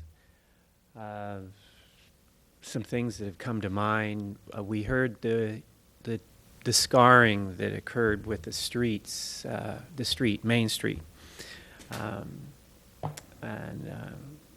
Frankly, the way that the story polls occurred both in Swanson and with Albright was scarring to me personally, and I think to others in the community. And I want to say I marvel there is such talent in this room and in Los Gatos. And I've read that those municipalities that do the best, one of the criteria is that they leverage their assets. And so I'm here tonight to talk about the story polls, and hopefully we can learn from the mistake and move on. With Swanson, I didn't know at the time when I spoke that in fact there was a rule, and the rule is very simple, that the polls are to go up and stay up until the project's approved, and that didn't occur. And the developer they couldn't afford it. Well, if they couldn't afford the polls, then how can they afford the project? And it didn't feel right to me personally. And I mean, I had a real estate license for 18 years. My father was a real estate broker. I understand development and progress and construction. But if the process is flawed, like it was in Swanson, it undercuts the credibility of the decision makers. And so that created a scar. And then when I saw it as a citizen happening again in Albright, I was really baffled, because this is like one of the biggest projects in the history of this town.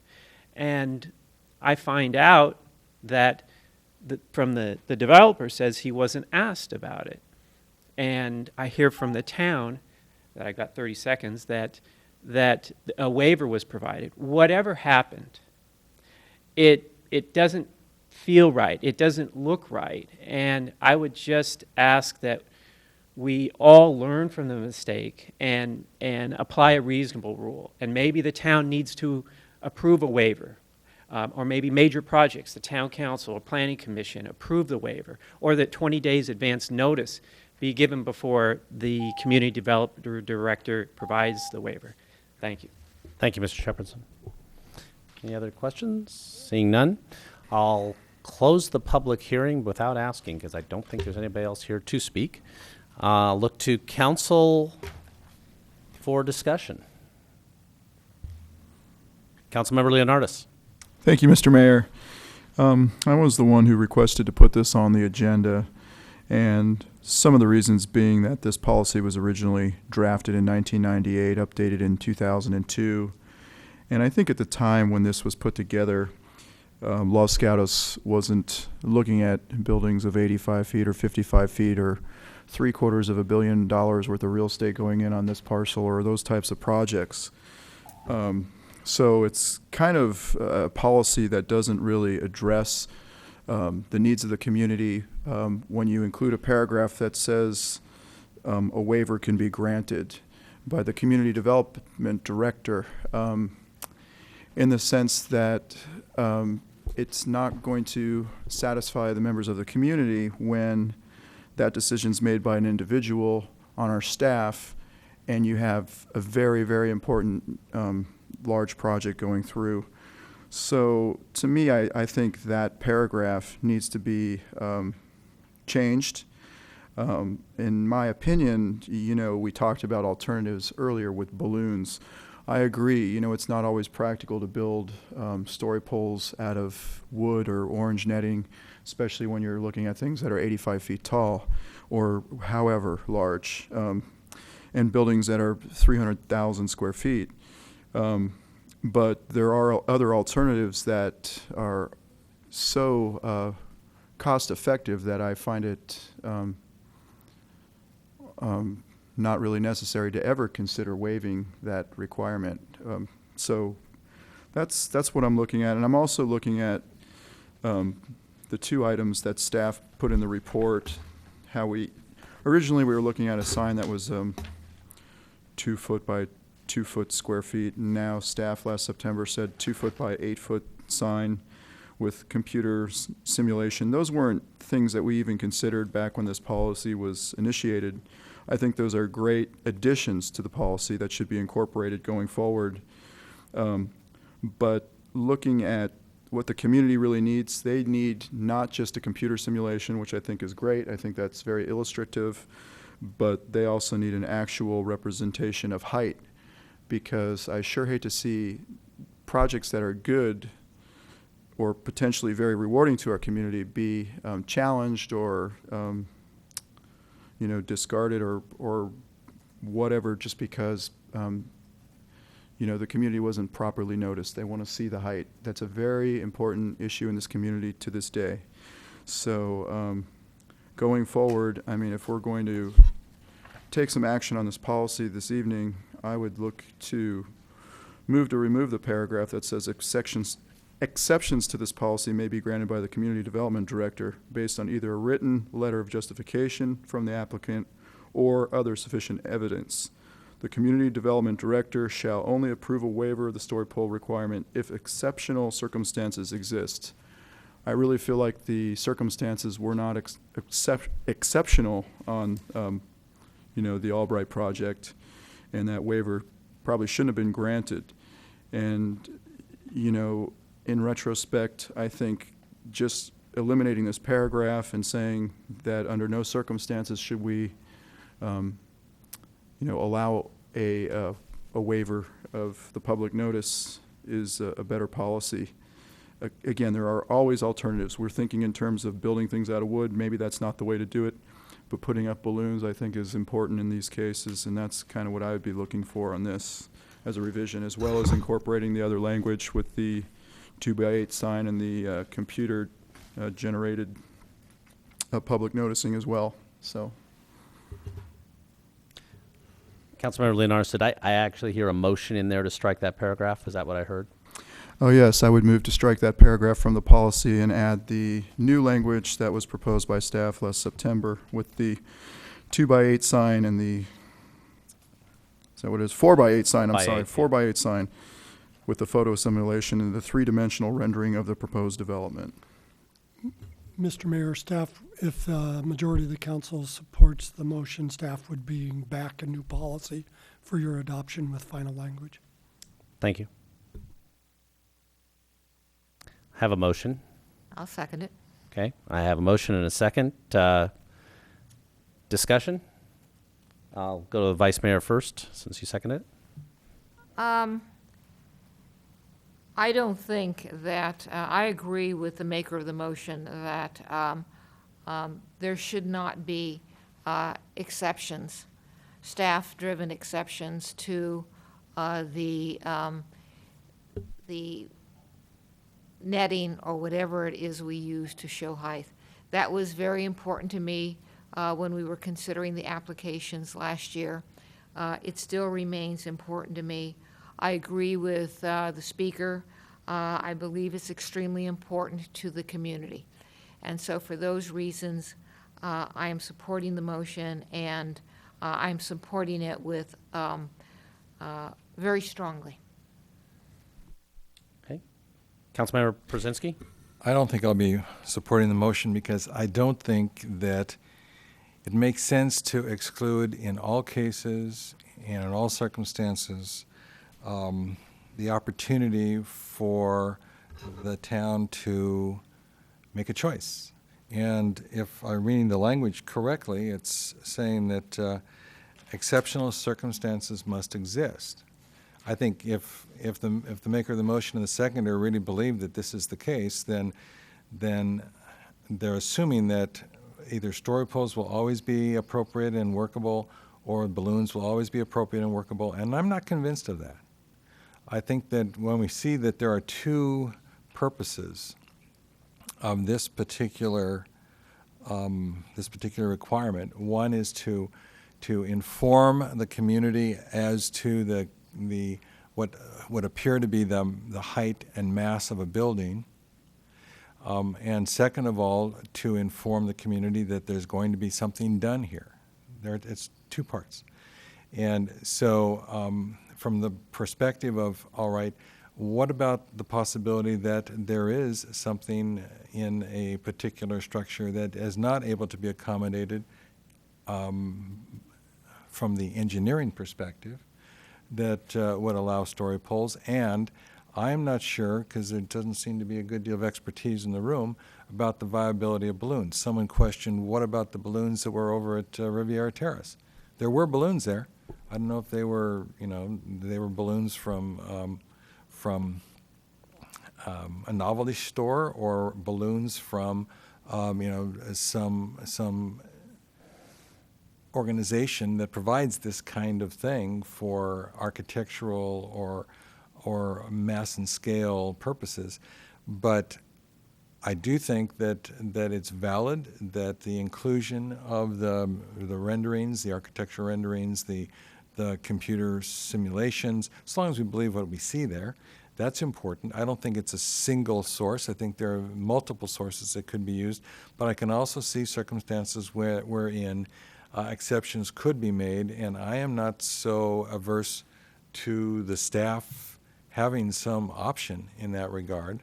But I'm open to hearing what alternatives could be in place that would allow us to accept in certain circumstances, and maybe specify the circumstances in which acceptance could take place. I don't agree that it has been abused or misused in the last year. I do think when you're looking at the Swanson property specifically, I remember it was the story poles that took us away from that two-story element at Placer Oaks and the Boulevard. I remember that distinctly. So, I think if you read the description, it says the purpose is to indicate perimeter and sizing and heights and so forth. That would be our purpose. Let's go back to the purpose of this particular decision and its amendment, and make sure that we don't just throw something out because we have the sense that, we can't tolerate an exception if an exception could be theoretically proven valuable. Okay, I will not be supporting the motion, and I'll speak as to why. Not that I have a problem with the intent of it. However, first of all, I try to avoid absolutes, and this takes all discretion away. If we look at a place like that has had an exception used, which was, I wanted to go to, let's use Vasona Ranch, or I think it was also done on one that actually isn't here, which was the Bersano Lane property. I don't believe every single house that was planned in that development had story poles. I think they were, a couple of them were done, as was the case at the Honda site. A couple of the houses were done. Everybody knew what was going on. Very good photo simulations were provided. I believe that was adequate. I think it showed better than asking an applicant to build 22 different story pole structures. So I'm really concerned that this becomes an onerous requirement for a developer. I'm not a big fan of balloons. I think that they can be misleading. It's hard to tell which balloon connects to which balloon. For a roof structure, I think we could see at Riviera Terrace, they were more hindrance than they were help. And I think the technology that is out there now with photo simulations, to me, is far better than what I can see by standing out there and looking at balloons waving in the wind. The purpose of this being on the agenda, from my perspective, is to provide staff with direction. We may come back with a revised policy, and I'd like that policy to have flexibility in it. And the motion as it currently stands removes that flexibility, and I can't support it. I think Councilmember McNutt, and then we'll go back. Thank you, Mayor. I also will not be supporting the motion, and I'll try to be brief. First of all, in terms of balloons, I think they are incredibly ineffective and misleading. I don't think they serve any purpose at all. The ones at Riviera Terrace made it look like here are 4 party locations being planned around the barbecue area. It does not give you any, it only gives you a point in the air. It does not give you any sense as to the mass and scale and what this development is actually going to look like. I think the big value for the story poles is in terms of alerting the community. There's nothing like this obnoxious orange netting to say something's going to happen here and we better find out what it is. I think the technology that is there available for us now that was not there when this was written in 1998 is absolutely our best tool in conjunction with the story poles to let the community know that something's going to happen and to give them a real look at what that is going to be. In terms of Swanson, my recollection is Swanson put up the developer there put up the original story poles. It went through the first part of the process. The rains came. They started falling down in the wind, and they were a danger, and so they were removed because they were dangerous. When they came back with their revised plan, because it was less, as Mr. Brzezinski noted, it was less than what originally was proposed. I remember staff saying that that they thought it would be fine to just do a couple representations rather than the whole thing. I mean, you look at North 40. Can you imagine all of North 40 being covered with full-scale story poles for a big development? I mean, it's just, no one's going to be able to figure out what all of this means. So, if we feel like we need more control, because this does not happen very often, then my suggestion would be that we change that, and perhaps it comes for council, council acknowledgement or council approval before we veer away from the guidelines that we have here. But to take out that ability altogether, I think is wrong. And I think as much as possible, we should be encouraging people to use the technology tools that we have available. You mentioned the one off Winchester, Bella Vista. And I remember, it's Bella Vista, right? Yeah. Yeah, the project, not street. I remember he did a video. It was so impressive. And he drove us through the project, and you could see how the homes would work together and the relationship of their heights with the existing neighbor in the townhome complexes. I mean, I'm sure it was an expensive thing for him to do, but it really gave you a sense, which was fulfilled when it was built, as to what this neighborhood was going to look like. So I would not support this motion, but I would be open to talking about having this changed so that it would come to council for approval in an extraordinary situation, as there has been 8 times in the last 10 or 12 years where we thought it was needed. Okay, Vice Mayor. Thank you. If I were sitting here with my lawyer hat on rather than my counsel hat on, I would agree that a policy or a contract should absolutely allow for discretion. And this wording here, director shall only approve a waiver of the story pole requirement if exceptional circumstances exist, would be just the type of provision I would want in the policy. The challenge here is that apparently utilizing that clause, story poles were not required in the 2 instances that we have been discussing. And that, in my opinion, is not good planning. The story poles are not simply You cannot replace the story poles with photo montages or computer graphics. They show the height and they give notice. They show height and they show mass and they give notice. If there were some way to give discretion within the policy that was more safe than what we saw occur last year, then it would be something that I would consider. But given what we have in the staff report, the only avenue I see is to follow Mr. Leonardis in his motion.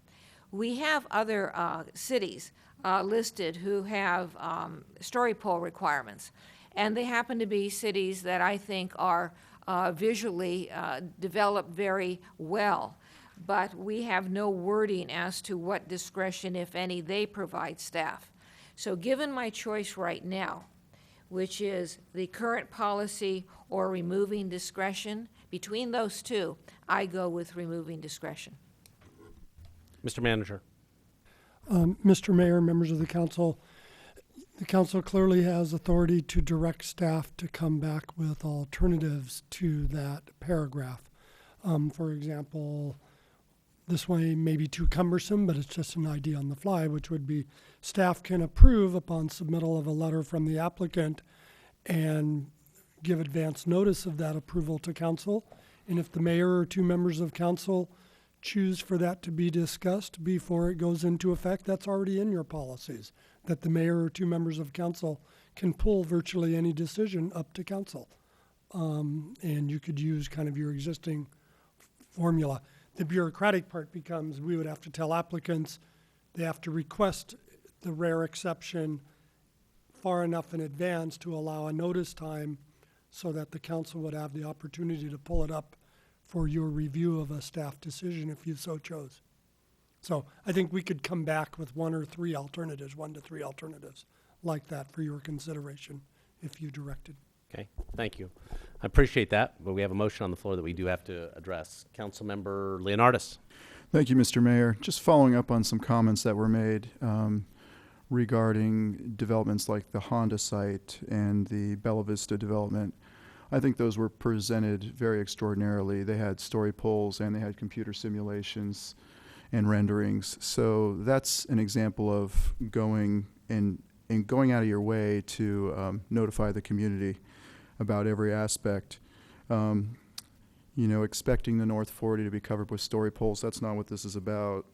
Looking at this language here where it says the community development director based on either a written letter of justification.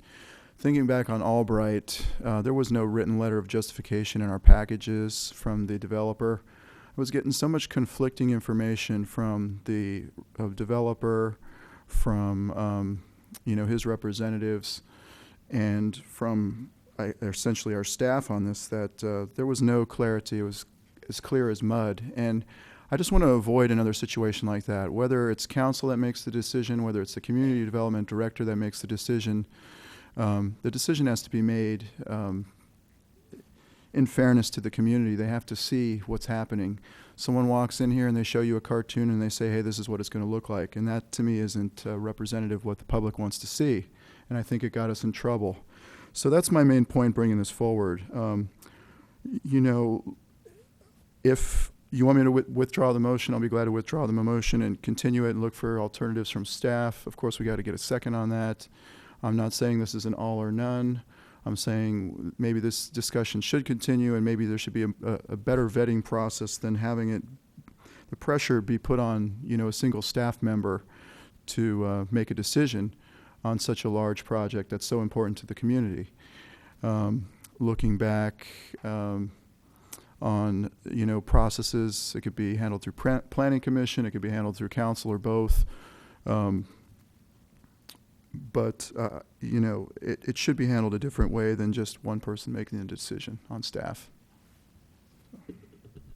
Okay, I'm confused. I want to make sure I characterize this correctly. Are you withdrawing the motion or not? I'm going to withdraw the motion and ask for this to be continued with the town manager's suggestions that staff bring forward some alternative proposals on this. To the seconder. Well, the seconder, after the fact, will agree with the motion being withdrawn and will second the current motion with the editor that in the wording that is brought back to us, we have asked staff to look at wording from the jurisdictions that currently have story pole requirements. Okay, so I think I have a new motion and a new second. Where's the motion? No. Okay. So the motion would be, move to go with the town manager's recommendations that this be continued, have staff come forward with some alternative proposals on the policy, and with the language, well, the seconder made added the language that we look at other communities' alternatives and try to incorporate some of those ideas as well. Second. Okay. I'll assume we have a motion and a second. I'm still not real clear on what it is. Does staff understand what the intent is? To paraphrase back, I think staff would be directed, if this receives a majority of the council, to bring back alternative policy statements to the second to last paragraph of the existing policy for your consideration, looking at other jurisdiction best practices as potential sources of that alternative. And I do have one clarifying comment separate from that when you're appropriate. Okay, discussion. Councilmember Brzezinski. Couple of comments. First of all, I don't think it's appropriate to assume that the community felt one way or the other about the Albright project. To use the word community and assume a denial is an inappropriate response. Second of all, I think that it's very clear we want the community to know a project's coming, and we want the community to be able to visualize the project. That's what we want. We're not here to approve a project prior to its being fully vetted by the community. That's why we've got this policy in place. From my perspective, the system has worked. It may not have worked to the agreement of everybody, but the system worked. And the system will continue to work. And I can't just exclude the North 40 from this discussion, because I think the North 40 is a perfect example of how complex things will be if we want to help the community visualize what's going to go out there and be noticed that something is taking place. And when we get to that point, we're going to have to find ways in which that can happen. But it's not going to happen because we've got a force of 2x4s and orange netting filling that site. So realistically, we have to be able to adjust and amend so that we can move in a direction of informing the community of the project coming forward and giving clear example of what is going to occur. Our technology has certainly evolved since 1998 and since early 2000, and we are the beneficiaries of that technology, and the technology will continue to improve. But I want to make sure that you understand from my perspective that that there are various ways in which the process is accomplished. And when you talk about the communities, I think the notation was made by the staff report that in some of the communities that have rigid story pole demands, there are communities that are basically smaller, in some cases mostly residential. And when you're looking at some of the alternatives, then there is a broader reach if you have a more complete community, as we have. There are some communities here have absolutely no commercial. They have no business. We have to be able to realize that the first lines of our general plan say Los Gatos is a complete community. And we therefore have a variety of different expectations and the variety of different proposals that will come in front of us. And so long as we keep the plan in place that says we want to inform the people what's coming, and we want to give them good, credible ability to determine what that is going to be like in terms of height and mass, then that is the direction we should take. So, I mean, I hear you saying we want to basically continue, get some more language from staff, but I think that the language from staff, from what I can hear, has not been very clearly communicated from council at this point in time. Yeah, I'm a little concerned about the motion as it's currently seated. First of all, I have a concern about I hate to put it this way, but kind of an us versus them with staff.